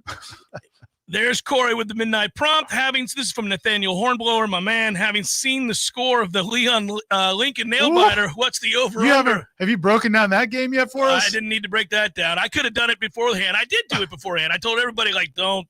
It's not for the faint of heart. Over-under during plays that game that Jeff viewed in their entirety without just staring at the FSU game on his phone. I'll set it at 15. Yeah, well, it was 27-0 in the first quarter, so it made it very easy to just lock in to the Florida State game right here, buddy. And it was raining on me. Raining too. Oh, it was wonderful, Did guys. you stay the whole game? Yes. That was That was the one nice thing about Alexa playing girls basketball at Leon is when they got their teeth kicked in. It was never in the rain. No, you're just indoors We're watching. always that ass indoors kicking. watching them get stomped. No, I put my phone in a like one of those Ziploc sandwich bags. I was ready to go. I knew I wasn't going to miss our game, and so I was the source. Everybody kept, Cameron, what's the score? That kind of thing. So 14-0. Yeah, we suck. We're down 14. The game's over. Well, no, one of the guys. Watch this one. This one's better than that one. On the tipped pass interception, I was watching, and a guy had just asked me what's going on. I said, first and goal at the 5. And then this happened, and then he sees the look on my face. And you just punched him. No, I calmly set it down, and he goes, pick 6? I go, no, but a pick. Yeah. And a good one at That that. was that's when you're play. like, this is not their night. Well, that followed by the 88-yard drive for the touchdown. You're like, yeah, man, they might lose badly. And then there they go. They scored 21 straight points. Not 21 unanswered, though. I want to clear that up because I feel like Virginia did answer. They did. Why do people use the phrase wrong every time? Unanswered? Oh, Makes it no happens sense. every week when I watch football, pro or college. I've been complaining about it for 10 years. I'll hear a guy breaking down the game, and they're like, and at that point, Buffalo went on a 14-0 run. Unanswered and run. I'm like, and then he'll either invoke unanswered. And I'm like, well, it wasn't, no, because then the Saints scored. Yeah, so and they answered it. Yeah, they did answer it. Unanswered is not a synonym for straight or consecutive. Yeah. But By the way, announcers make to that. answer your question, basically what happened was when Bryce was on offense, I watched, and if he wasn't, I was watching Florida State. There you go. That's the way a dad should be. Amar writes, yay, sausage and happy hate week, fellas. Were you surprised by the rather zen presser from Tony White, especially after the abysmal performance against the run on Friday night? He seemed like he was trying to shoulder to blame himself for the poor preparation. Do you suspect more fire and brimstone went on behind the scenes? Yes. Yeah, but I also wonder if, he does blame himself. I wonder, and Tom and I were talking about this last night because I was trying to make sense. I want to hear your guys' opinions. All right. Trying to make sense of what Mike Norvell said yesterday when I asked him about the edge and desperation not being there in that game. And he was trying to defend the players by saying he didn't think that was it, but there were factors, variables that affected their ability to be that. And I'm like, well, what could that possibly be? And Tom and I surmised last night, maybe, get your opinions, maybe there's some paralysis by analysis. Maybe Tony gave them too much to digest. Maybe they did too many different things that caused guys to be unsure, and maybe that's what led to it. I don't know, but Tony definitely seemed contrite. Like he felt like he screwed up somehow, and that's the only theory I can come up with right now. I wouldn't mind him. I just want him to give his salary back for last week. Okay. Donate that to Battle's End.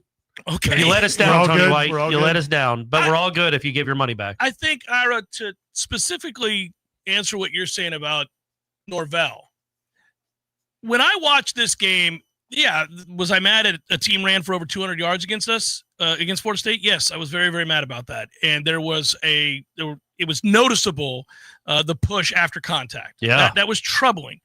But this is where I think it's a fine line. I don't think there was any lack of effort. I don't think there was any lack of focus. I don't think it was that. I just think that they got pushed around a little bit and got exposed. And I wonder now what the answer is to that.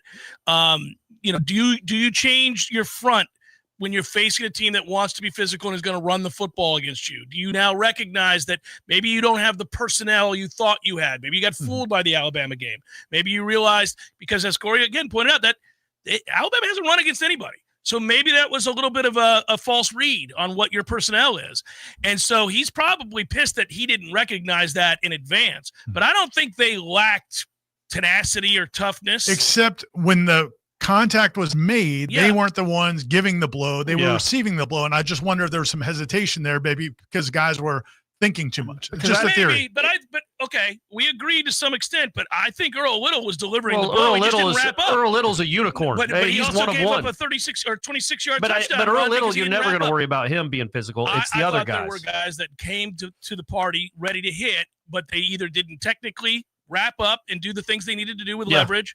I don't think it was a lack of fervor at the point of attack. I don't think it was a lack of focus. I don't remember a lot of plays where dudes are just running free. I also think that running back's good. He's really good. I think what Tony White was lamenting, which I think is the truth, is there were so many times when it should have been 3rd and 7 and it was 3rd and 4. Yeah. That's a big deal. Completely agree. But that is something about. What if you're not physical? What if you're just not but that? we saw it 3 weeks earlier. Except Alabama can't run against anybody. Yeah, so man, who but they've got cares? big, strong dudes, dude. They knock them back. But the point is, you saw how Florida State hit in that game. That was not the same Florida State defense they hit in that game.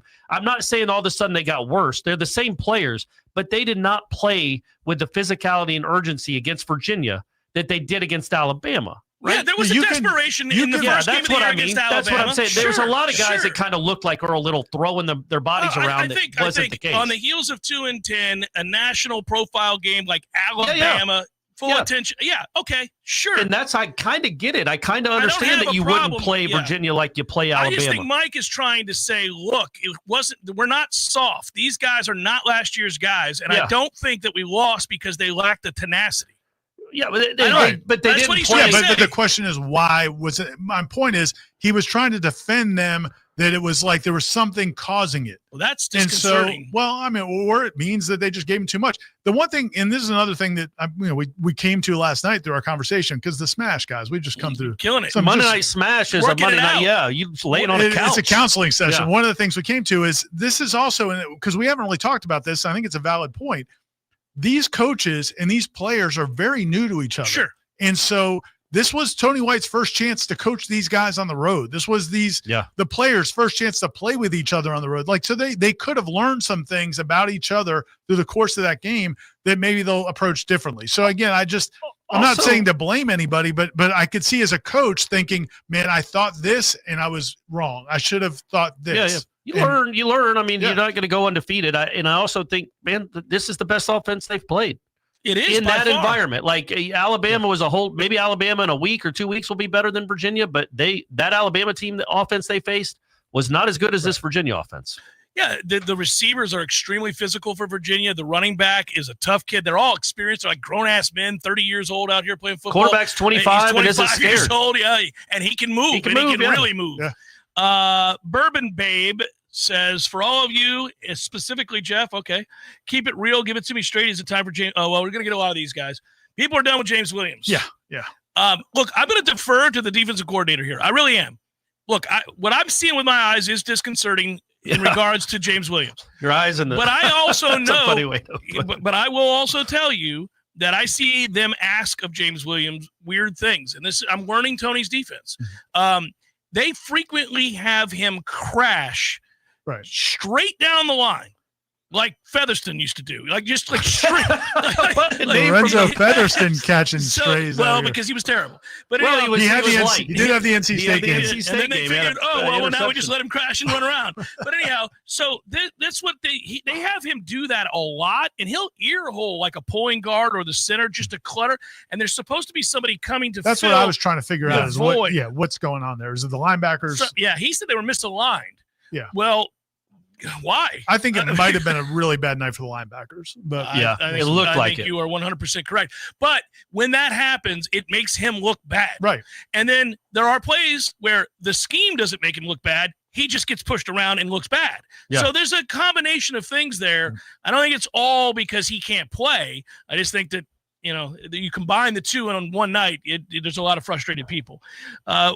Let's go to the next one here. Sorry about that. Somebody said I did not have Featherstone on my headlines. Yeah, man. Who would have thought that was coming? Toshmon Stevens coming in segment 3. Yeah. Marcus White. With Virginia's game against NC State being an out-of-conference game, there's now a path with a win this weekend that FSU and Miami both go 11-1, and neither goes to Charlotte. Yeah, wouldn't that be something? I get that it's unlikely, but wouldn't we rather avoid the extra game if it meant a home playoff game? Discuss. You know what? This is a home playoff game. And I legitimately mean that. If you lose this game, you're almost certainly not going to make the playoff, which it's fine. Most teams don't. So 120 teams in the country that won't make the playoffs don't try this to year. soften the blow. But let's just talk. Let's go. go. But if you win this game, it's a playoff game. You keep your season alive for that ultimate goal, and it should feel like a playoff game. Because I think what's it left will, on, though. I know it will. That's why I think it's exciting. Like, I know that loss sucks, but it doesn't really impact the importance of this game. This is still a monumental game, and it is a playoff game. Back to the question, I would say this. One, I do not expect Virginia to go undefeated the rest of the way. No.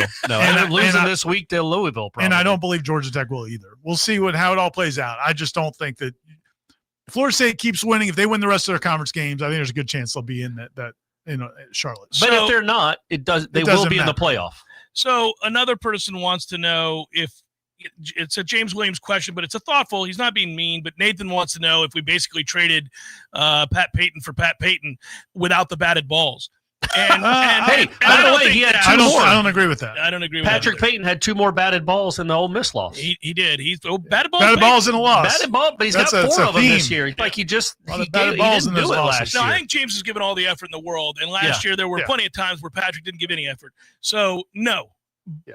I also think Patrick's more talented than James Williams. There's no question. by a lot. So I don't think they're the same player. But there's a addition by subtraction sometimes when it comes to personalities in locker rooms. And listen, in fairness to James Williams, I think as that game went on against Alabama, he made some plays. He played hard. He was effective. Well, he should have sacked Simpson twice on one play. So let's not act like it's been a disaster since then. That was a bad game. It was also a good offense. And probably not something suited for him. Tom says Miami's suited for him. He's got something for the Canes. Come and get some, Carson Beck. Carson Beck's going to be tired of seeing James Williams. Well, one thing's for sure. They'll know where Carson Beck is going to be. Yeah. This kid can move around. I mean, that makes a huge difference. I do wonder about that. Like, do you feel like the way they were rushing the passer was affected because of the concern about him getting out on the I'm move? Sure. And I wonder if that's something Tony would have liked to spy on that overtime touchdown. By like the you way, need a spy there it is. Ding, ding, ding. I think that's what he laments. I think you just hit it. I think that's it. Like, he was worried about that kid torching us with his legs, and he did a couple times, and he does have that ability. He's an elite runner, and he's a big kid.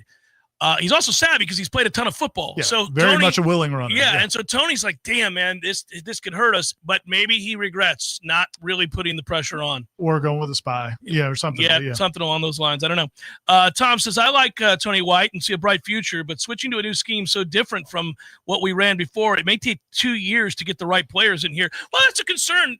We actually had the concern on both sides of the ball coming into the year. Yeah, it's a lot to change. It's a lot to change, and then you haven't recruited to the scheme yet. So, but that's part of it when you have to make changes, and they did. Then it's the price you're going to pay, right? Until you can stockpile some talent that fits your scheme. I have a point I want to make about that and Tony White in year 2 or year 3 if he's still here, but I know we got to get a break, so I didn't know if we should do it. I'm going to let you make that point right now. Okay, so I'm excited if you can keep this coaching staff intact and most of the guys on this roster intact. I'm so much more encouraged and buoyed by what this program is becoming than I was even in 2023. Because you see a lot of young dudes that are making plays. Yes. And also the fact that this coaching staff noticed, hey, Earl Little's a really good football player. let's He put should him in a play more. position to Jabril succeed. Rawls is an NFL dude. Yeah. Their evaluation abilities on defense gives me a lot of hope that whether they're in the portal or they're recruiting guys, they know what to look for when it comes to elite. And that gives me that buoys you. Malzahn's always going to have an offense. By the way, Jabril Rawls, I mean, That's I what I'm hope saying. I hope we see the best of him in college because, man, that dude is a freak. But he didn't get to play much last year, right? Yeah. And Earl Little barely played. And you had guys that could play that didn't get on the They were good. They were good at corner. Ashland Barker. Their corner wasn't a problem. Yeah, I loved Ashland Barker last year. He'd come from practice. I'd get pissed and be like, why doesn't Ashland Barker play? But I feel like this coaching staff is going to be able to identify and evaluate players at a better rate than what the last coaching staff was. And look at the Desirs and the way they're already playing. Kevin Wynn's supposed to be the real deal. I like a lot of the young pieces they have on this football team. Seminole Headlines, 93.3 Real Talk Radio. Warchant TV continues in a moment. Let's be honest, we all have way too much stuff. Maybe your storage closet is full, your garage is full, or the guest bedroom is a mess. Call Southeast Portable Buildings, 580-6400, or visit them online at southeastportablebuildings.com. It's where you raise your kids, where friends become family, where every corner has a story worth telling. It's your neighborhood. At ABC 27, we share those stories, bringing you news that connects communities, builds pride, and reminds us we're part of something bigger. We are ABC 27, in your neighborhood. Feeling sluggish? Wake up your body the right way with Vigor. The all-new Vigor Cold Plunge Tub from Hot Spring Spas is now available exclusively at Pinch a Penny Pools and Spas in Tallahassee. Boost circulation, reduce inflammation, sharpen your focus, and more. Elite athletes do it daily, and now you can too. Experience the power of cold therapy in your own home. Come see the Vigor Cold Plunge, available only at Pinch a Penny on Capitol Circle Northeast and Greer Road.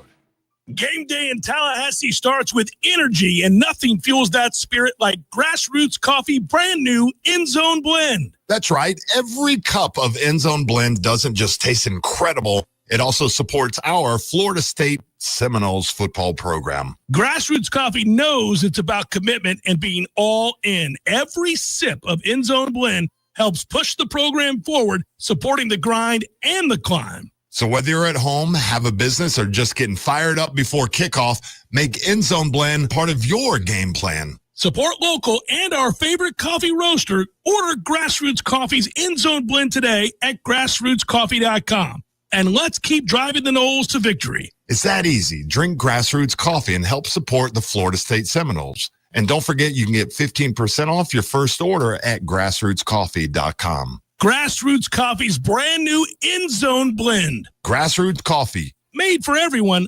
Loved everywhere. Water is your home's worst enemy. It finds cracks, soft spots, and weaknesses. But not on our watch. At Gutter Solutions and Waterproofing, we're veteran-owned and built different, driven by detail and the pursuit of excellence. We install seamless gutters, underground drainage, and waterproofing systems that don't fail. Because when you live with discipline, water doesn't stand a chance. Gutter Solutions and Waterproofing. Visit guttersolutions.net. With us, it's personal. A roof isn't decoration. It's your home's first line of defense. At GSWP Roofing, we treat every build like it's mission critical. We're GAF Master Elite certified, led by a former Marine. And we don't cut corners. We execute with discipline, precision, and materials that hold the line. Storm after storm, year after year. Repairs, replacements, full installs. This is roofing done by the book. No excuses, no shortcuts. GSWP Roofing. Online at gswproofing.com. With us, you're covered. Number CCC 1335048. Life is stressful. Dinner shouldn't be. That motto is why Register Sausage has been doing business in the Florida Panhandle and Lower Alabama for over 75 years. A proud sponsor of Seminole Headlines, Register Sausage always provides the best Southern smoked sausage to over 140 grocery stores and restaurants throughout the Southeast. Headliners have discovered the Register's difference. You can too. To find a store that carries Registers near you or to buy directly, head to registermeats.com. That's registermeats.com. Register Sausage. Yay, sausage!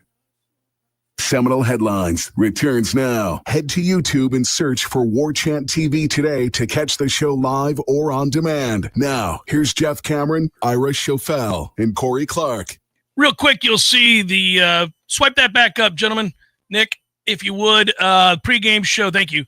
Pregame show at Hotel Indigo from 4 to 6:30. We'll be there. Live pregame show 4:30 to 5:30. CP on Friday, Corey. 5 o'clock. Yep.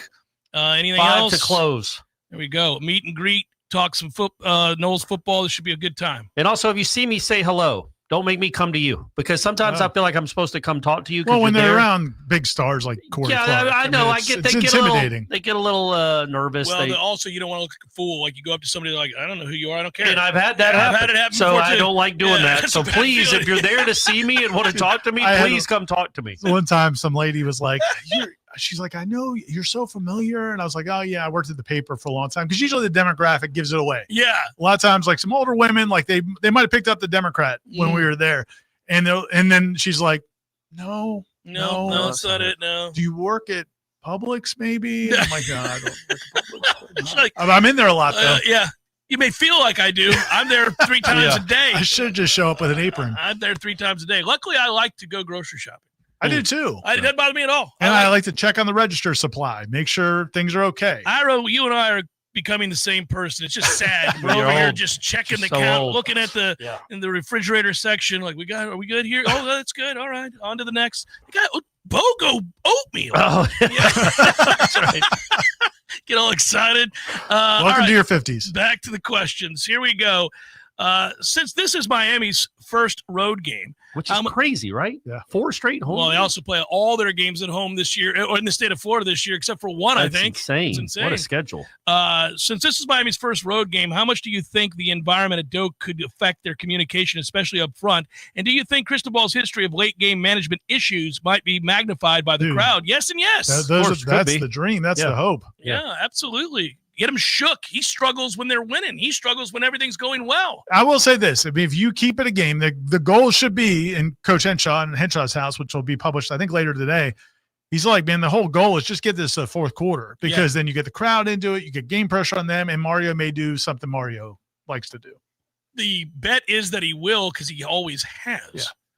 I mean, he can't get out of his own way in these close games. And gets a lesser team than Florida State. Yeah. We've seen him do it. So, yeah, I think you're right. Afternoon, boys, let's have another Yay Sausage, and I'd like to hear what, if any, changes you'd make to our starting roster. This is from Florida Pirate. I think they're probably. I don't think we're getting enough. I don't think No. we're getting enough out of Landon Thomas and Amari Williams. I mean, yeah, but you wouldn't start him over Pittman. Maybe just on 4th downs. Though? No, You just want to use them more on 4th downs. I'd figure out a way to use them more than we're using them. I love Pittman. He's one of my favorite players on the team. I'm not saying that. I think you got to find a way. Those are 2 talented kids. Amari's very talented. Amari, I'm very curious about that. There was a question. I don't know if it's come up earlier or if it was just in the comments, but the idea of getting Amari more on defense, because if you're not going to use him as much on offense, then what's put the him on point? defense. You got to get him on the field. He can at least go make plays on defense. That's the change that I would make there.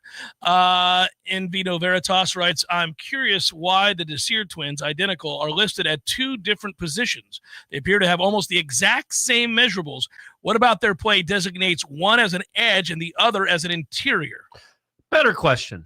Actually, that's a fine question. It's a very good question. It's a good question. Who's the better one? Is it Mandrell so far? So far, it's Mandrell. So here's my theory, and I brought this up on Wake Up Warchant. Mandrell gets kicked out of a game for targeting.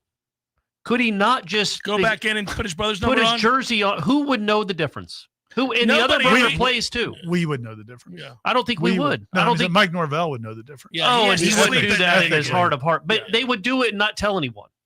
And then all of a sudden they're like, man, Daryl's playing his ass off for his brother right now. He's having. If there was a big change in them, I could get. Yeah, I don't think there's a huge difference between them two. I'm talking about maybe next year when Mandrell maybe Mandrell's like first team All ACC and Daryl's just a starter. But Mandrell gets kicked out of a game. You can just punch anybody you want. I'm going to say it gives you a little freedom, freedom, bring Daryl in. a little runway to go do some monkey business, because then you're gonna let you get in your brother's uniform and play anyway. Do you want to answer the question? No, he hated that question. I don't know that question. That's a good question. We don't know the answer to it. We don't. Honestly, I don't know why. That defensive line, who plays where, it's different. I don't know. We've been asking him questions since the beginning of time. Well, and Tony also White. the usage of certain personnel, really, whether it's secondary, second level, first level, there's a lot of I don't understand that. And I'm not even being critical. You'll see a guy make a play. They do this on both sides of the ball. I do think Mandrell. and then they leave. I think Mandrell, and I honestly didn't even look at the depth chart this week necessarily, but I think Mandrell is more of an interior guy, I feel like. And Daryl's more of an edge, but yeah, I don't know. Panama Noel writes, hello, fellas. Thanks for the analysis and the laughs. Even when the Noles lose, you guys have great perspective across all your platforms. Hey, look at this. This is a rare. Yeah. I just want to say that I think the loss was a perfect storm of crap, but it all appears that things can be fixed or coached up. 27-23 Noles. Saturday. All right. There we go. That'd be nice. There was a confluence of strange things that did happen that went against them. And as we've all talked about, the 3 weeks off, 3.5 weeks off. Probably didn't It's help. not why you lost the game. It might be why you started slow. Yeah. That could be something to it. Don't start slow again. R. Wilmer, the dynamic trio rides again. Mm. Was hoping to catch up with you, Ira, Corey, and Aswan after the Virginia game, but a family emergency prevented that. Question: was shocked at our line play. Please tell me why, and will it be much better this weekend? So you're talking about defensive line, I think, right? Yeah, the O-line was fun. O-line ran the ball. I can tell you that. Yeah. O-line they weren't dominant by any stretch. But yeah, no, I'm more the D-line was a bigger concern. But yeah, I think that's the whole thing. I mean, we've been talking about that for 90 minutes now, is can they get back to what they showed against Alabama? I think Jeff thinks that maybe Alabama's offensive line is not as good as we thought, which is fair. But I also think we saw physicality and aggressive-ness that we didn't see in this last game. And a lot of that's the front. It's the linebackers too. It's not just the defensive line. I think the defensive line. Yeah. If you're talking about the front seven, it was just not very good at all. And look, man, I think there's a chance. I think the portal guys they brought in, clearly the ones that are the biggest difference makers, are on the other side of the ball. Yeah. Like the whole offense is portal guys. The defense isn't. They didn't go crazy in the portal spending money on great defensive players or even guys that are. I don't know that they could get the best. Yeah, right. Of the best. But again, going back to how I ended last segment, I think they'll be fishing in a different pond this offseason. Probably if Tony White's still here, Malzahn's still here, I think you're going to just keep building upon this. But I just don't think they're loaded with great football players on that side of the ball. And Kevin Wynn's a guy who might have been a big help in that game. And on that point, because I wanted to bring this up, so I'm going to ask you. I mean, he's a good full go. Yeah, it sounds like Kevin Wynn should be. Well, look, man, that's a huge. I know he's a freshman, but he's 335 pounds, and the reason I say it's a big deal isn't just the weight. Daryl Jackson told me in Charlotte that he thinks that Kevin Wynn's one of the strongest guys on the team. Right. He also told me that he's as strong as Daryl is, and Daryl's a senior. So, you may have having two of those guys be able to do that. You would be may have nice. something that is truly unique, in which a freshman comes in and he's country strong like that, and so you don't need this long development to get to where a junior and a senior is. He may already be that kind of strong. Well, if you're going against a team that has two big backs and wants to run downhill, this is a huge moment for him to get back in, and for this defensive line to look a little different. I don't know how many snaps he'll be ready to play, but that's a big difference maker. And back to the question about Mandrell and Daryl, and I went and looked at the depth chart, and that is it. So Daryl's a backup at defensive end, whereas Mandrell's a backup at D tackle. I think Mandrell seems to be, he plays a little bit more, there's a little bit more strength. It looks like there's a little bit more strength in terms of moving people, which you need on the interior.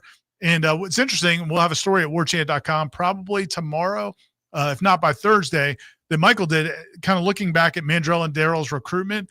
They actually were receivers when they got to Norland High School. Wow. And then they bulked up and became what they are. It's an interesting story about their background. But yeah, I think they were originally both thought to be edges in college.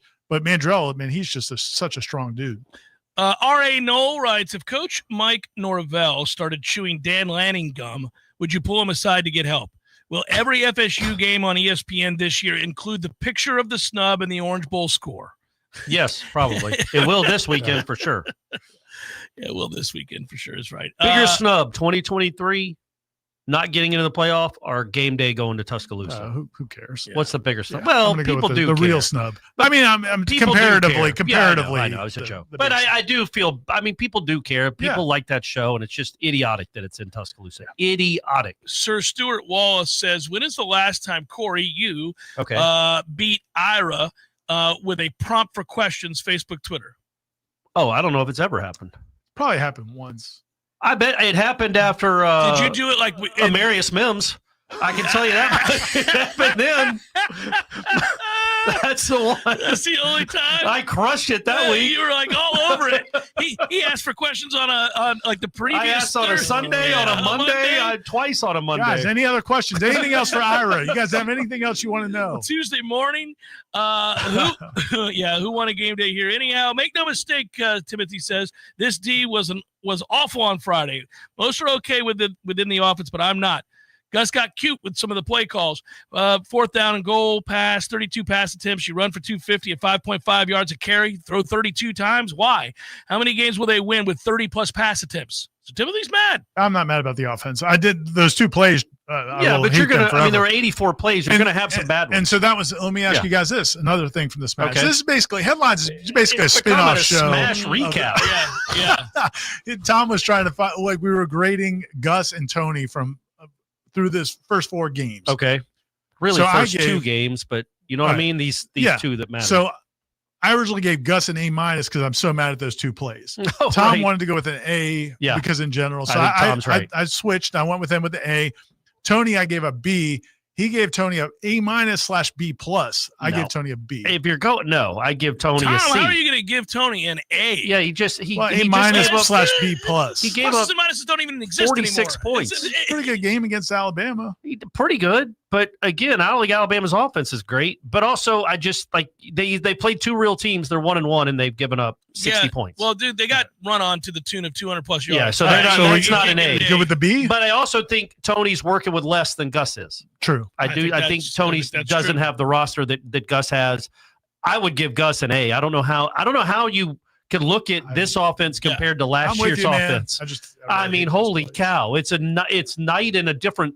It's not even night and day. It's night and no. You're right about tomato. Those plays were terrible, by the way. Yeah. And I get this person's Timothy. Sorry, I was looking for your name. I get his concern. Like, you don't want to throw 30+ times, and if you're running for 5.5 yards per carry, you ought not. And so there are some moments like an easy killer, but Virginia plays so far back, and he thought it was easy pickings. By the way, I think Virginia was baiting them a little bit because I remember Tom mentioned that. I got into an argument with Tom about this because Tom was saying how soft they play, and if you can take 10 yards, take the 10 yards, and you were like, nobody's going to do that. They're not going to let you just do it. Yeah. And then clearly, man, they were firing on the ball. Like I think they were trying to set Florida State up with that. Seminole Headlines, 93.3 Real Talk Radio, Warchant TV. It is time for break after all. Local news now. The Gadsden County Sheriff's Office called off its manhunt Monday afternoon for a suspect who escaped custody while in cuffs earlier that day. The manhunt for Cedric Butler began early Monday afternoon after deputies said he was not in custody, but reported to court on charges just before running from the deputy upon transport after the judge remanded him to custody. Butler's escape also prompted the Gadsden County School District to place 5 school campuses under lockdown just before noon. Butler was apprehended a short time after. FSU received a more than $2 million grant to be spent over 4 years, studying the key relationship between hurricanes and forest fires. The first order of business will be developing an AI model that can predict how a storm will impact the fuel load, hopefully translating to real-life use for firefighters. In total, FSU will receive $2.3 million. While the grant runs for 4 years, the team hopes to have an initial AI model up and running within the next few months. This is Rachel Lene with your Real Talk 93.3 Local News Update. Brought to you by Macklemore Systems, Tallahassee's go-to Mac store. Check them out online at MacklemoreSystems.com. This is meteorologist Paul Trombley with your Real Talk 93.3 weather update. Sunshine mixed with clouds at times this afternoon with daytime highs approaching 85. Winds out of the north 8 to 15 miles per hour. Partly cloudy tonight, lows level off around 68. Partly cloudy tomorrow, highs level off around 88. Mid-80s Thursday and Friday with a slight chance of thunderstorms Friday. This report is brought to you by The Lawn Johns. For all your landscaping and lawn care needs, visit thelawnjohns.com. Currently, it's 77 degrees. Hey, you, can't you read the sign? It says, keep off the grass. Oh, but I just wanted to feel it. Excuse me? I wanted to feel what it was like to have an amazing lawn like you do. It always looks so good, even in the summertime. How do you do it, neighbor? They're called Lawn Johns. They come once a week. Maybe you should give them a call so you can tell other people to stay off your lawn. How's that sound? Ooh, yes. I would love to tell people to stay off my lawn. For the very best in lawn care, call the Lawn Johns at 850-322-2567. Stay off my lawn. Do you want to stay informed about your condo association? Visit condos.myfloridalicense.com today. Learn the latest updates on requirements and access resources designed just for you.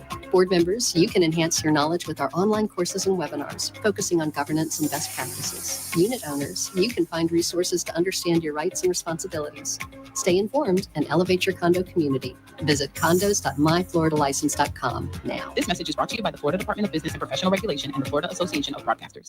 Life is stressful. Dinner shouldn't be. That motto is why Register Sausage has been doing business in the Florida Panhandle and Lower Alabama for over 75 years. A proud sponsor of Seminole Headlines, Register Sausage always provides the best Southern smoked sausage to over 140 grocery stores and restaurants throughout the Southeast. Headliners have discovered the Register's difference. You can too. To find a store that carries Registers near you or to buy directly, head to registermeats.com. That's registermeats.com. Register Sausage. Yay, sausage! Seminole Headlines returns now. Head to YouTube and search for Warchant TV today to catch the show live or on demand. Now, here's Jeff Cameron, Ira Schofel, and Corey Clark.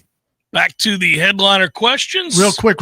I haven't verified this 100%, but I'm pretty sure Jimbo will be at the with the ACC crew here, Back the huddle in Tallahassee at the game on Saturday. So that'll be pretty cool. And they're actually doing Green. Yeah, they're doing the ACC huddle, I guess, where game day would have been. So I do hope a lot of FSU fans, the students, go out there from 10 to noon and just show game day what they're missing while they're watching the Vanderbilt. Probably not going to happen, but I hope Alabama Vanderbilt's the worst game of the day. Completely, just a disaster. Yeah, you kind of want. I'd love to see Vandy just run them out of the stadium. Except for that doesn't help us. Who cares? Or Alabama wins by 50. I'm a short-term vindictive person. It's so ridiculous. Walter, and Lee Corso is even going to be here. I know, but I will just say, I'm rooting against Bama in the game, but it's not Bama's fault that Kirk Herbstreit has high anxiety and is scared to be here. That's true. That's not Bama's fault. That's true. But he's got the dog for a reason. People love dogs. Good afternoon, winners. Writes Walter. Well, my 12-0 prediction has been cavaliered. Roscoe Parrish is now 43. Do you think he gets apology birthday cards from Stanford Samuels Jr.? Oh, 43? Wow. Woo! That hits just, man. Yeah, both hurt on the play. Yep. But Roscoe went to the hospital. Yeah, that was a toughie. Walter Payton's kid scored a touchdown on the very next play. And it's also, you go back and because that wasn't that long ago. It's long ago. 22 years. Well, that's a long time ago. Somebody made fun of me last week because they're like, I love Ira said that something happened in 2000. It wasn't that long ago. 25 years ago. But anyway, that hit by Stanford, it's like, man, he'd get arrested today. It's there'd be a fight. You're not allowed to hit people like that. It's a hospital ball that's thrown. First of all, what's he doing? The targeting, the flags would have come from everywhere. Yeah, the target of them. The ref would have been laughing. They were like, "We're not even reviewing this." Yeah, there's nothing to look at here. Yeah. Remember when Jordan threw that interception at the end of the NC State game while trying to force it to the shortest receiver on the team? I do. That was a time. Looked kind of familiar against Virginia. Why throw it to Squirrel when you have Deuce? At the end. Yeah. I get it. Also, he didn't need a touchdown. It wasn't 4th and goal, but I get it though. He was running kind of backwards and just throwing it up desperation. Yeah. I didn't really like any of that stuff late in the game until the throw to Pittman. Like it was a lot of kind of desperation stuff that you didn't necessarily need. It felt like you didn't need a touch. I'm going to thoroughly enjoy reading this next one, and I think you guys are going to like it. And also let everybody know Squirrel is still in that end zone. They still looking for him. Still looking for him? I mean, I've never seen two players get enveloped like that in a field swarming. Philip writes, the number is set at 3.5. How long did Herbstreit hold on to his dog in a tearful embrace upon seeing Friday's result, knowing that he avoided the crowd? So I don't think it was that. I think it was Alabama win. Like that Georgia kid dropping that pass and then the crazy 4th down. Yeah. He's like, oh, they did it for me. Yeah. The Crimson Tide came to play. Or Kirby can beat everybody else in the world. He could beat the Vikings. You think Fowler told him, hey, we got busted once. Don't jump around. Don't jump around and hurt me like Dude, they were doing it, I think, on the pass to the offensive lineman. I think there was a recreation, dude. I think that was more about just seeing. It was cool. It was a cool play. That was a cool ass play. It wasn't nearly as weird as the. That's one of the 4th and 30. That was one of the coolest plays. I mean, that was. He's athletic, man. That was not only the catch, but the pivot. As soon as the snap for him to bounce back like that, man. Holy he cow! Is an athlete. And James Williams put it on him. Yeah, I'm telling you, James Williams once they got that guy. what scares you the most? That time is ephemeral, and at least in your last breath, your mind will race with visions of a life that you could have had, or Miami's run scheme. Well, probably the first. They got something for Miami. I do think they have something for Miami. I think they're going to sell out to stop the run. And then, you could get beat in other ways. But I don't think they're going to let Miami line up and just run the ball down their throat. That's the modus operandi for Miami. That's what they want to do. That was what was just revealed by Virginia is possible. So I think that Tony's going to make a concerted effort to make sure that's not going to happen. Now, we'll see. Maybe they're not good enough to do anything about it, but I do think you can stack the box and say, throw the ball. I think Miami's coaches would have preferred Florida State to win Friday night comfortably. I actually agree with that. Yeah, absolutely. Let me ask you this. So you really don't want Earl Little to get thrown out of this game because he's a good player. I like where you're starting. Okay, I like the start here, yeah. But he is. His dad played at Miami. He is who he is. How do you want this defense to play more physically after that game? But he was a little unhinged on Friday. So it's like, man, that's going to be a fine line, I think, this week because he could set a tone. He can set a tone. If you want to set a tone, Earl's your guy, but you also don't need him to get thrown out of this game. Well, I want him to set the tone against Beck. Like, send him. Right. And then maybe it's a little late. And if it goes wrong, it goes wrong. A little late, maybe a little dirty. We're not trying to hurt people. Yeah, it happens. And they're not throwing you out for that as long as you football. don't hit them. Football. Things happen. Just don't hit them too high. Yeah, just, maybe right a little in the chest, late. the helmet in the chest. I mean, in a drive into the turf. A follow-up drive into the turf. And they just kind of sit on his face.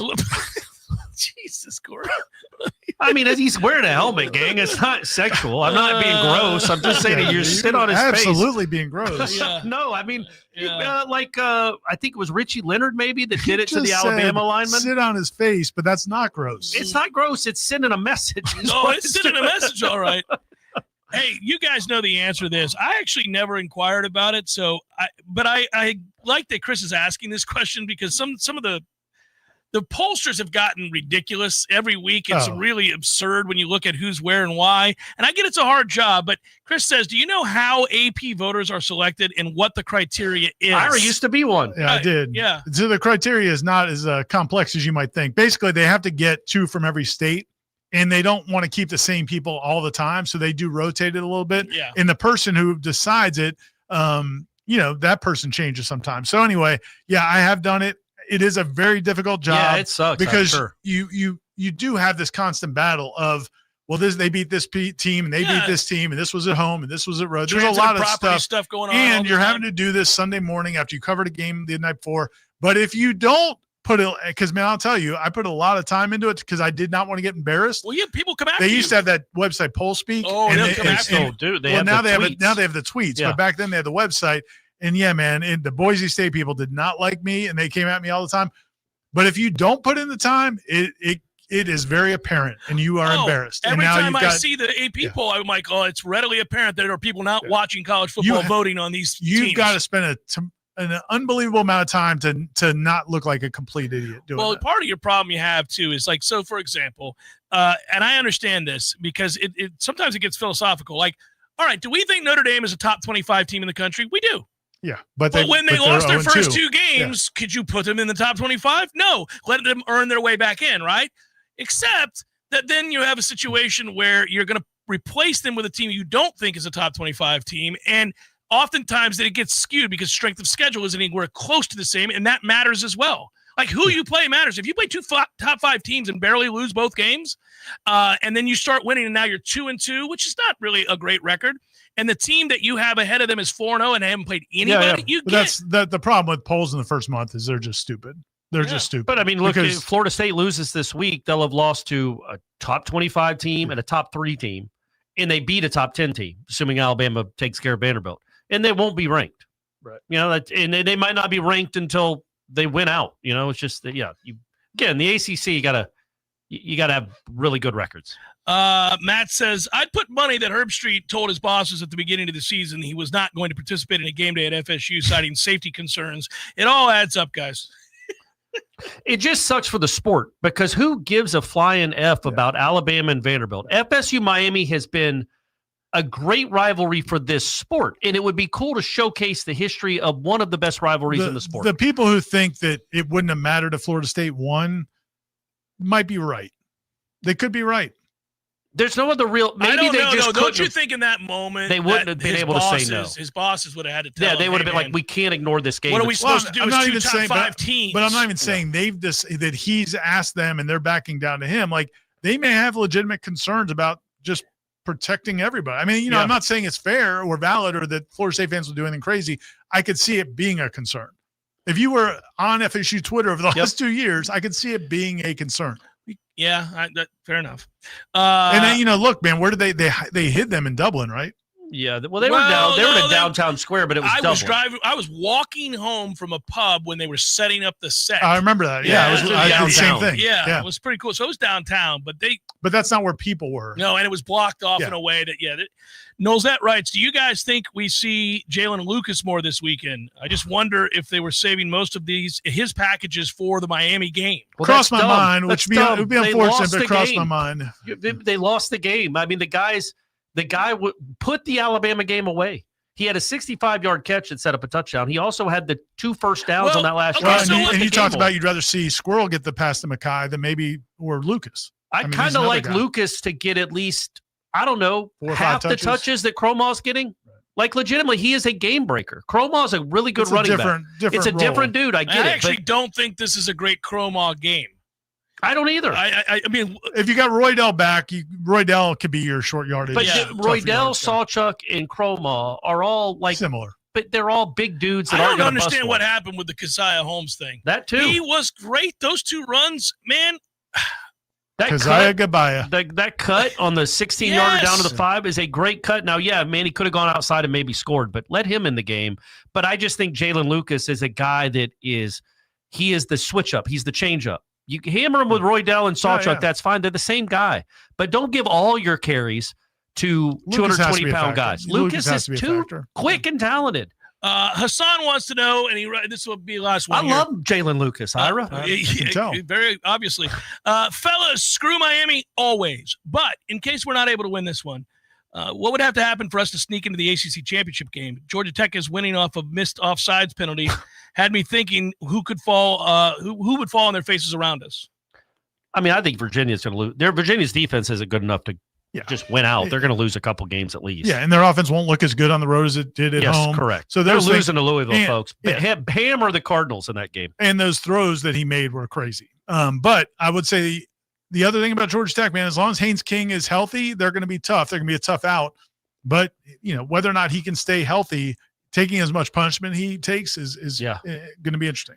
There's a couple people that we're done. James Williams is taking enough of a beating. Come on, J-Dub. Prove him wrong, man. He's taking a prove guys, him wrong when this I weekend. combine the Facebook and Twitter, I mean, it's a lot of concern about James Williams. He's gonna be the ACC Defensive Player of the Week this next week. Can I bring up something to vindicate myself from Coach Speak from a couple weeks ago? Yeah. What so my thing about the animals, Corey. Oh, so apparently birds. Somebody explained on the comments because they knew what I was talking about. Birds apparently soil their nest. Young birds, before they're going to leave the nest, they'll soil the nest. All right, because it's like some sort of message. It's like it's okay to leave here now. It's okay, and that teenagers, a lot of times people feel like teenagers. That's what they're doing when they start acting up. When they're ready to move out, they want to independence, so start soiling that they mess things up. Yeah. That's where I was going. With what? I don't even know what you're talking about. I was talking on Coach Speak a couple weeks ago about Dabo saying remember that he was stutter effing thing that made zero sense that he was doing? And he mocked me. And we were Dabo. I said Dabo was trying to set the stage for him to leave by being a jerk to the nest. He was soiling his nest. He didn't exactly. If you listen to Coach Speak 2 or 3 weeks ago, and you're wondering what the hell I was talking about, and Corey made fun of me. Cool. Say goodbye. That's what it was. On that. Good job, Ira. Stay with. Tired of watching.